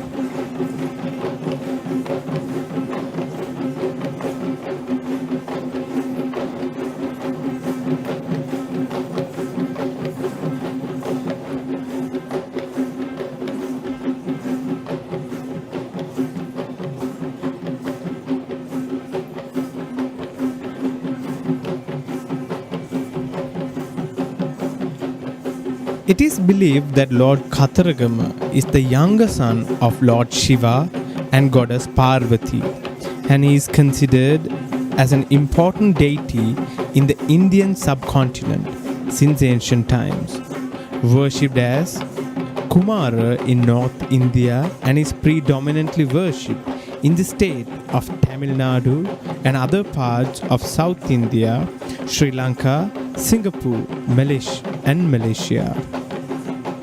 Yes, Kanishkar, talking about the dancing troupe, this particular troupe of Pantheru dancers are trained by Mr. Nimesh Nivantaka of the Nimesh Aesthetic Academy.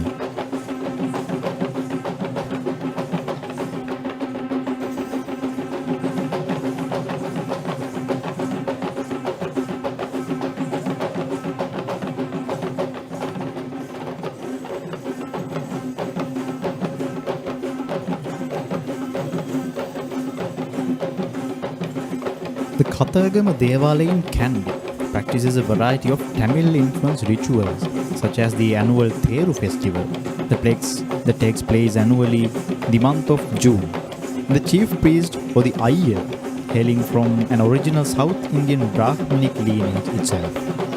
But the Buddhist affiliation of the shrine is not less, especially the administration headed by the Sinhalese Gajanayake Nilame, the Buddhist temple that is located within the Devale premises, and that what makes this shrine as a Devale instead of a traditional kovil.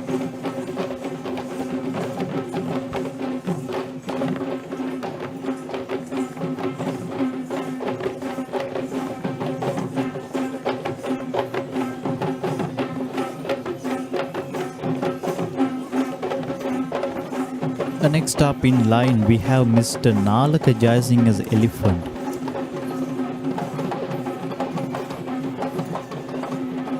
It is Godagama Rani elephant with a brass umbrella on his mount.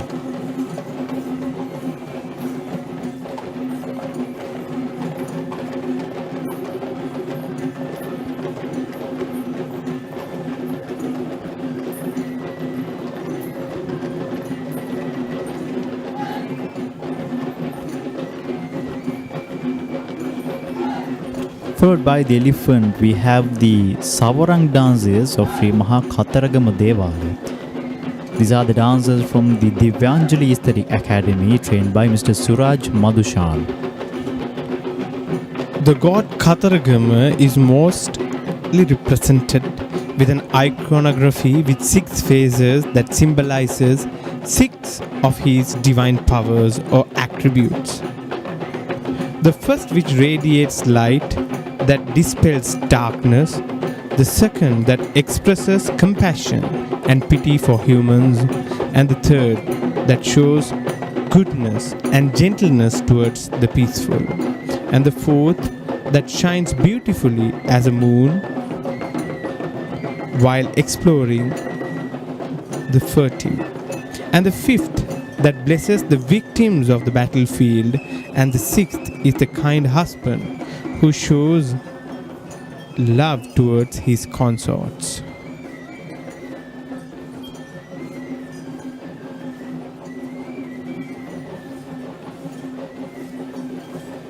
Dressed in red costumes, next we have two elephants who are Sudumanike, who belongs to Mr.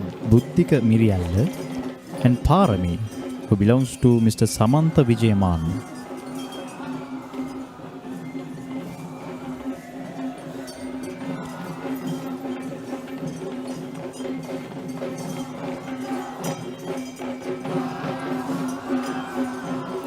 The troupe of Nayandi dancers of the Malagammana Aesthetic Academy, who are trained by Mr. Malagammana, can be seen up next. Chetaka, according to the legends of Lord Kataragama is believed to have been the divine force behind the ancient king Dutugamanu in his battlefields against the Chola invaders of the Dravidian king Elara.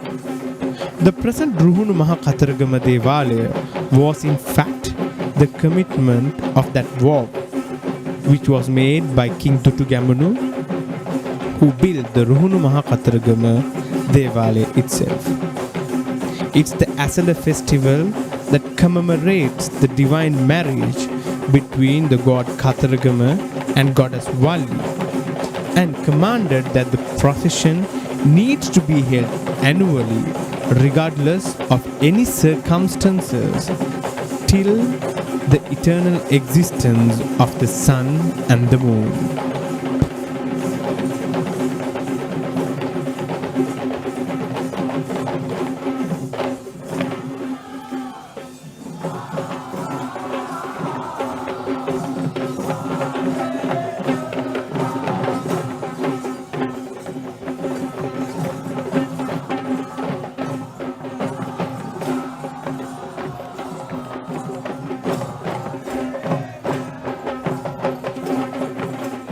Apart from the Sri Maha Kataragama Devale in Kandy, there are several other shrines around Kandy which are dedicated towards God Kataragama, which include the Vallahagoda Kataragama Devale in Gampala, the Ambekke Kataragama Devale, and the Ganegoda Kataragama Devale in Dulu, and the Morape Kataragama Devale in Pussallada.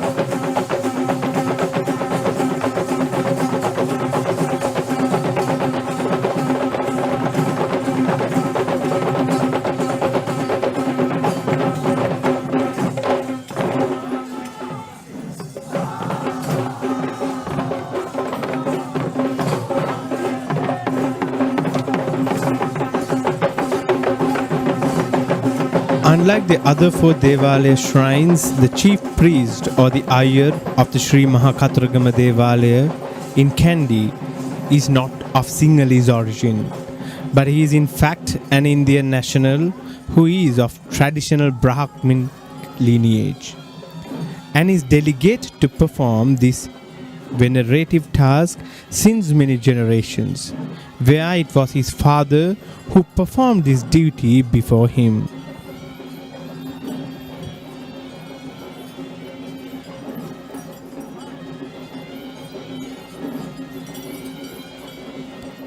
The godly ornaments of Sri Maha Kataragama Devale are being carried out by the elephant Varakagoda, who belongs to Mr. Isankala Tirakaratna, and is accompanied by the Handala Aruna elephant and the Esala elephant. And with that, now we are witnessing the commencement of the Sri Maha Patini Devale procession. The Sri Maha Patini Devale in Kandy is the only shrine of the Kandian Satara Maha Devale that is dedicated to the virtuous goddess Patini, who is also the only female representation among the guardian deities of the sacred tooth relic. This Devalaya is located in the premises of the Sri Dalada Maligawa, which can be easily reached via the Deva Vidya, and is separated from the Sri Natha Devale from the ancient Athavidya, which used to be the resting ground for the royal elephants. In the line, we have the Buddhist flag bearers of the Civil Defense Department.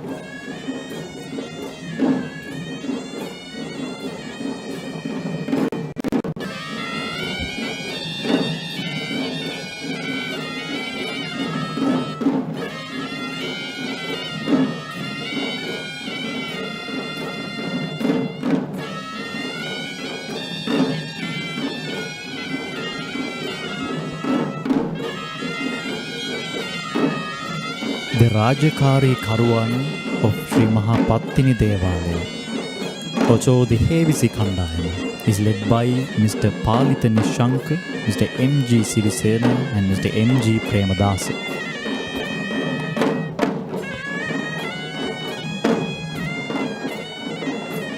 It is believed that this Devale, which is dedicated to goddess Patini, is at least 4 centuries old, as there was written evidence of a Perahera that had been held during the reign of King Rajasingha II.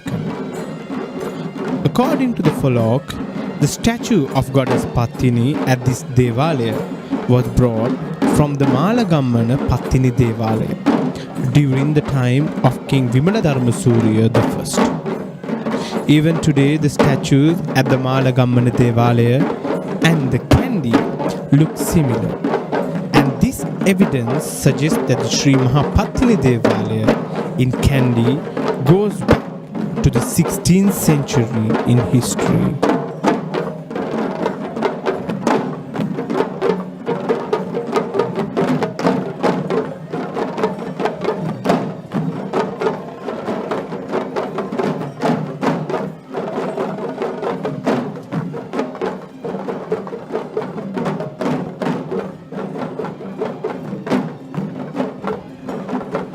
The shrine devoted to goddess Patini in Kandy is a simple, small rectangular building on the usual stone platform.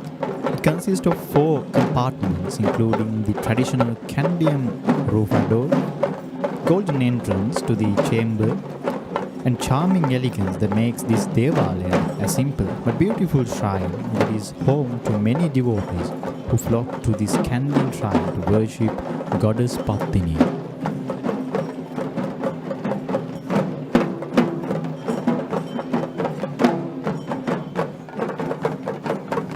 Followed by the troop of Hevisi, we have an elephant enjoying the tune of this great procession. This is indeed Isuru. Isuru is from Mahiyangane, and Isuru belongs to Venerable Urulavatte Dhammarakkita Nayaka Thero of Mahiyangane Rajamahavihara.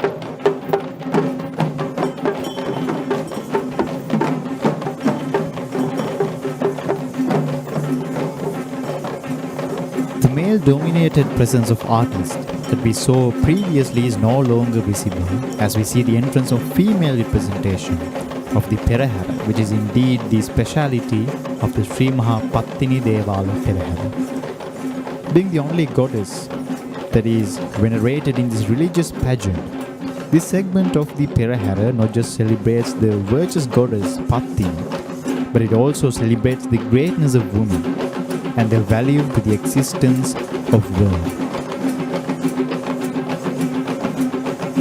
And this is the Paimpat dance, which is led by Mr. Kokila Tusita of the Dandiyagama Aesthetic Academy, Mavatagama.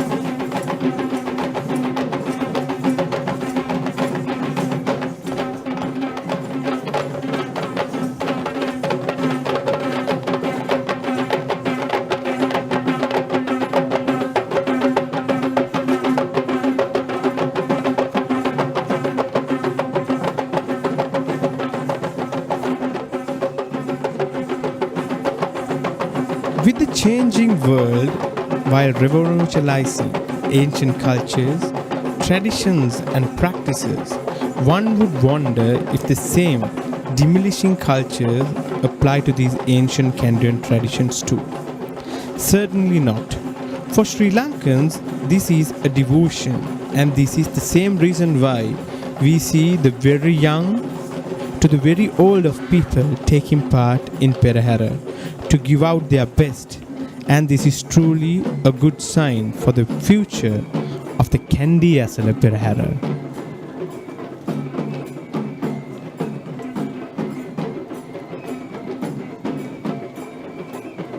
Next in line is the color dance or the color nartha. This troupe of color dancers are trained by Mrs. Dhananjana Jayaratna of the Jayaratna Dancing School in Kadugannawa.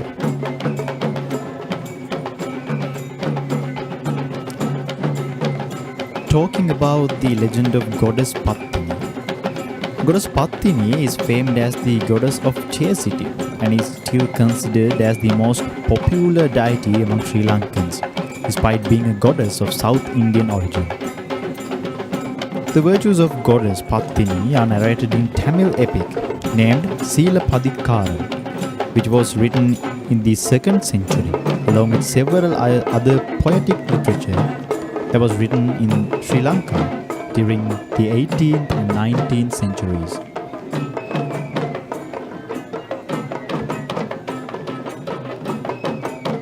Chetaka, the goddess Patini, is also officiated as the goddess of prosperity, and the said virtue of prosperity is symbolized in this Perahera in the form of this beautiful dance, and that depicts the root of prosperity in our economy.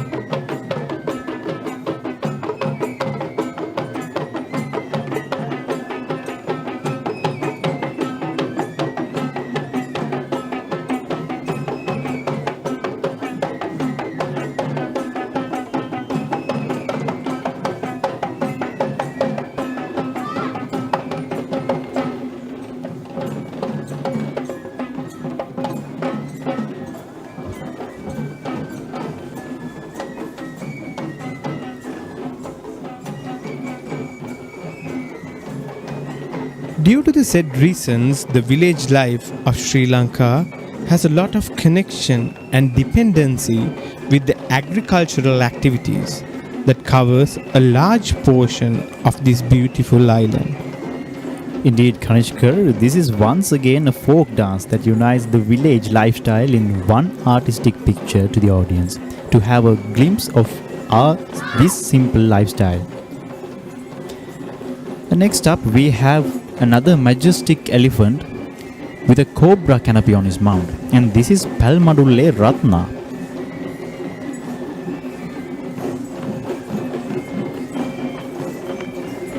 Palmadulle Ratna belongs to Venerable Bengamue Dhammadinna Nayaka Thero.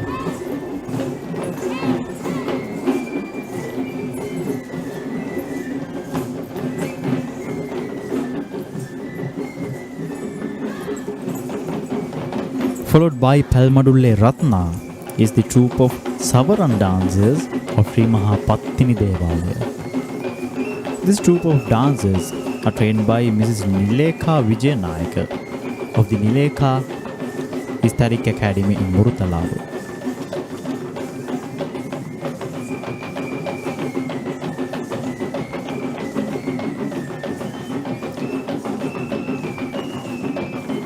According to the legends of goddess Patini, as stated before, goddess Patini is much popular among Sri Lankans due to her power in curing diseases among women and small children.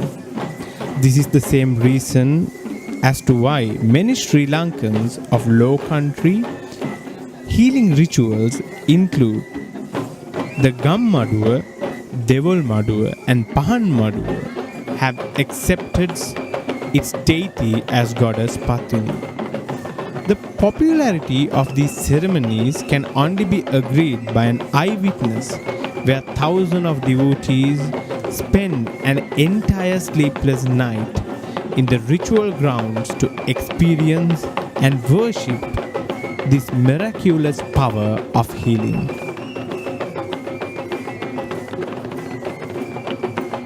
Indeed, Kanishkar, on another note, Goddess Patini is also known as Kannagi Amman in Tamil folklore, where we find many kovils in Sri Lanka that are built by the Sri Lankan Hindus to pay respect to their faith of goddess Patini as Kannagi Amman. Indeed, Chetaka.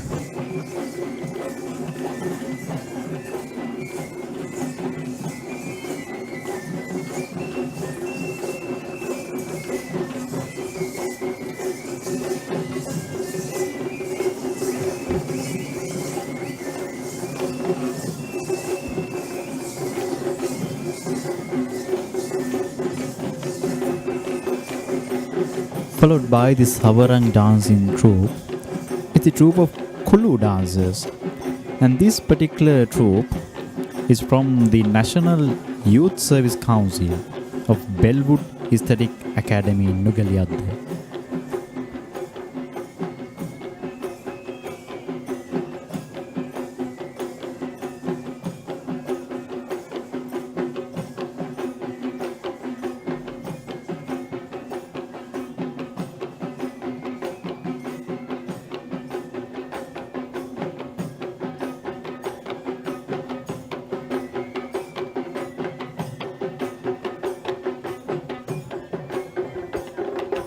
Chetaka, it can be noticed how these dancers holding various tools that are used for the agricultural activities as the main prop of this dance. We saw the color or the pot that is used for watering purposes earlier, and now we are seeing the cooler, which is used to separate the good grains, and also these are used in typical agricultural lifestyle in Sri Lanka. So these dances help us to image these beautiful agricultural activities in this beautiful island. Indeed, Kanishka, a village with smiles despite the hardships that they experience. That is certainly the objective of Buddhism, to understand life and live in custom to the middle path as explained by the doctrine of Lord Buddha. Exactly, Chetaka.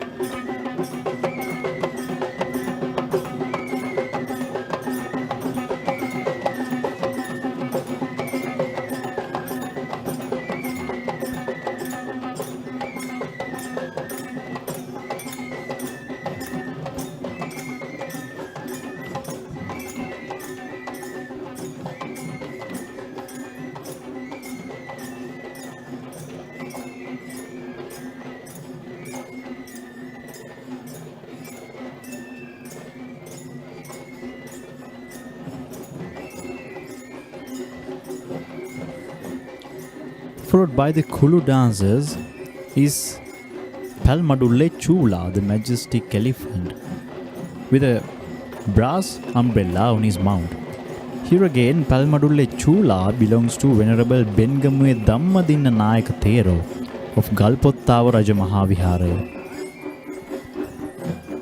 Another important point to notice in this particular procession is that Sri Patini Devale is the final representation among the four main Devale shrines in Kandy Esala Perahera, where the ceremonial elephant shall be carrying a golden statue of Goddess Patini within the decorated Ranhili gate.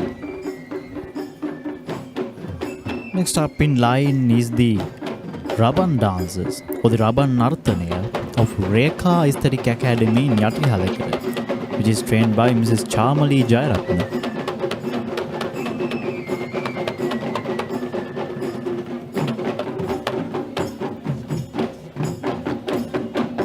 The cult of Goddess Patini narrates many amusing stories which are all part of the legend of this great goddess. One of the most interesting out of such legends is her birth story, which is popular as Satpatini, where it reveals the 7 different ways in which she had been born, which include the stories of goddess Patini being born out of a mango, dewdrop, cobra tear, Demeter flower, shoal, fire and lightning. The cult of Satpatini is also challenged with a different variant which illustrates 12 birds known as the Dolos Patini Upatha.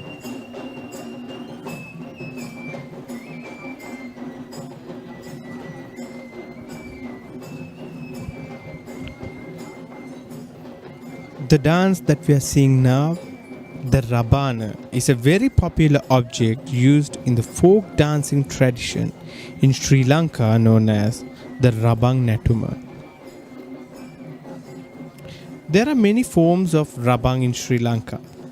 We have the Maharaban or the Banku Rabana, which is a large drum that is played by multiple artists at the same time. Followed by the Raban dances, we have Dangovita Manike. The Dangovita Manike elephant belongs to Mrs. Shriyani Gunawardana. And Manike here carries a brass umbrella on her mount.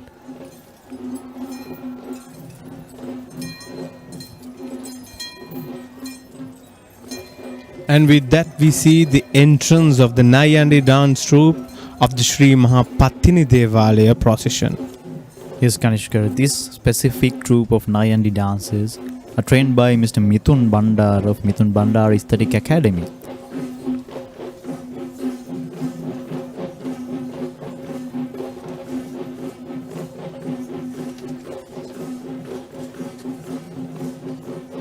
According to the Silapadikaram epic, one of the earliest known shrines in Sri Lanka that is dedicated to goddess Patini, the Navagamua Patini Devale, along the banks of the Kalani River in Colombo, was built by King Gajabahu II in the 2nd century AD. That enshrines the golden anklet of this goddess, which is currently most famous shrine dedicated to goddess Patini. Other prominent shrines dedicated to goddess Patini include the Rankadu Patini Devale in Kaduwela, the Vilbava Patini Devale in Kurunagala, the Hanguranketa Patini Devale, the Ambaka Patini Devale in Mathalu, and the Sat Patini Devale in Badulla, to name a few.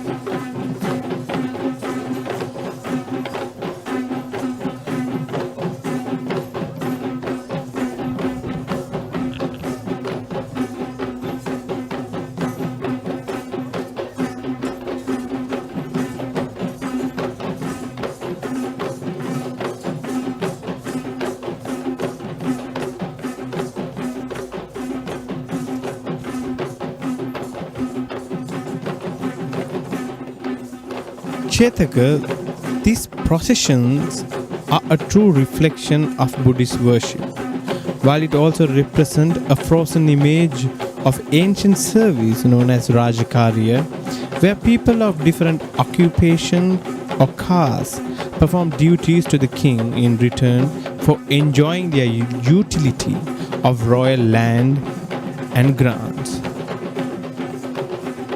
Indeed, Kanishkar, getting back to the Sri Patini Devale, as stated before, goddess Patini is much popular among Sri Lankans due to her power of curing diseases among women and small children. Followed by the Nayandi dances of Sri Patini Devale is the Kapurale, who works alone in between two Atpandam Karuvan. And accordingly, it is the most awaited segment of Sri Patini Devale. Let us now take a moment to feel the devotion and to worship the godly ornaments of goddess Patini. The godly ornaments are carried out by the royal tusker of Giriulla, and he is accompanied by Raju and Mirigama Sita.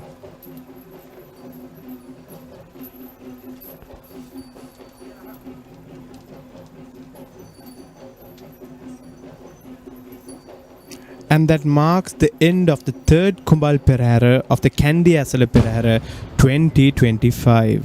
We hope that our country will be blessed with fertility and rains. May our country prosper. Dalada Samidu Pihitai.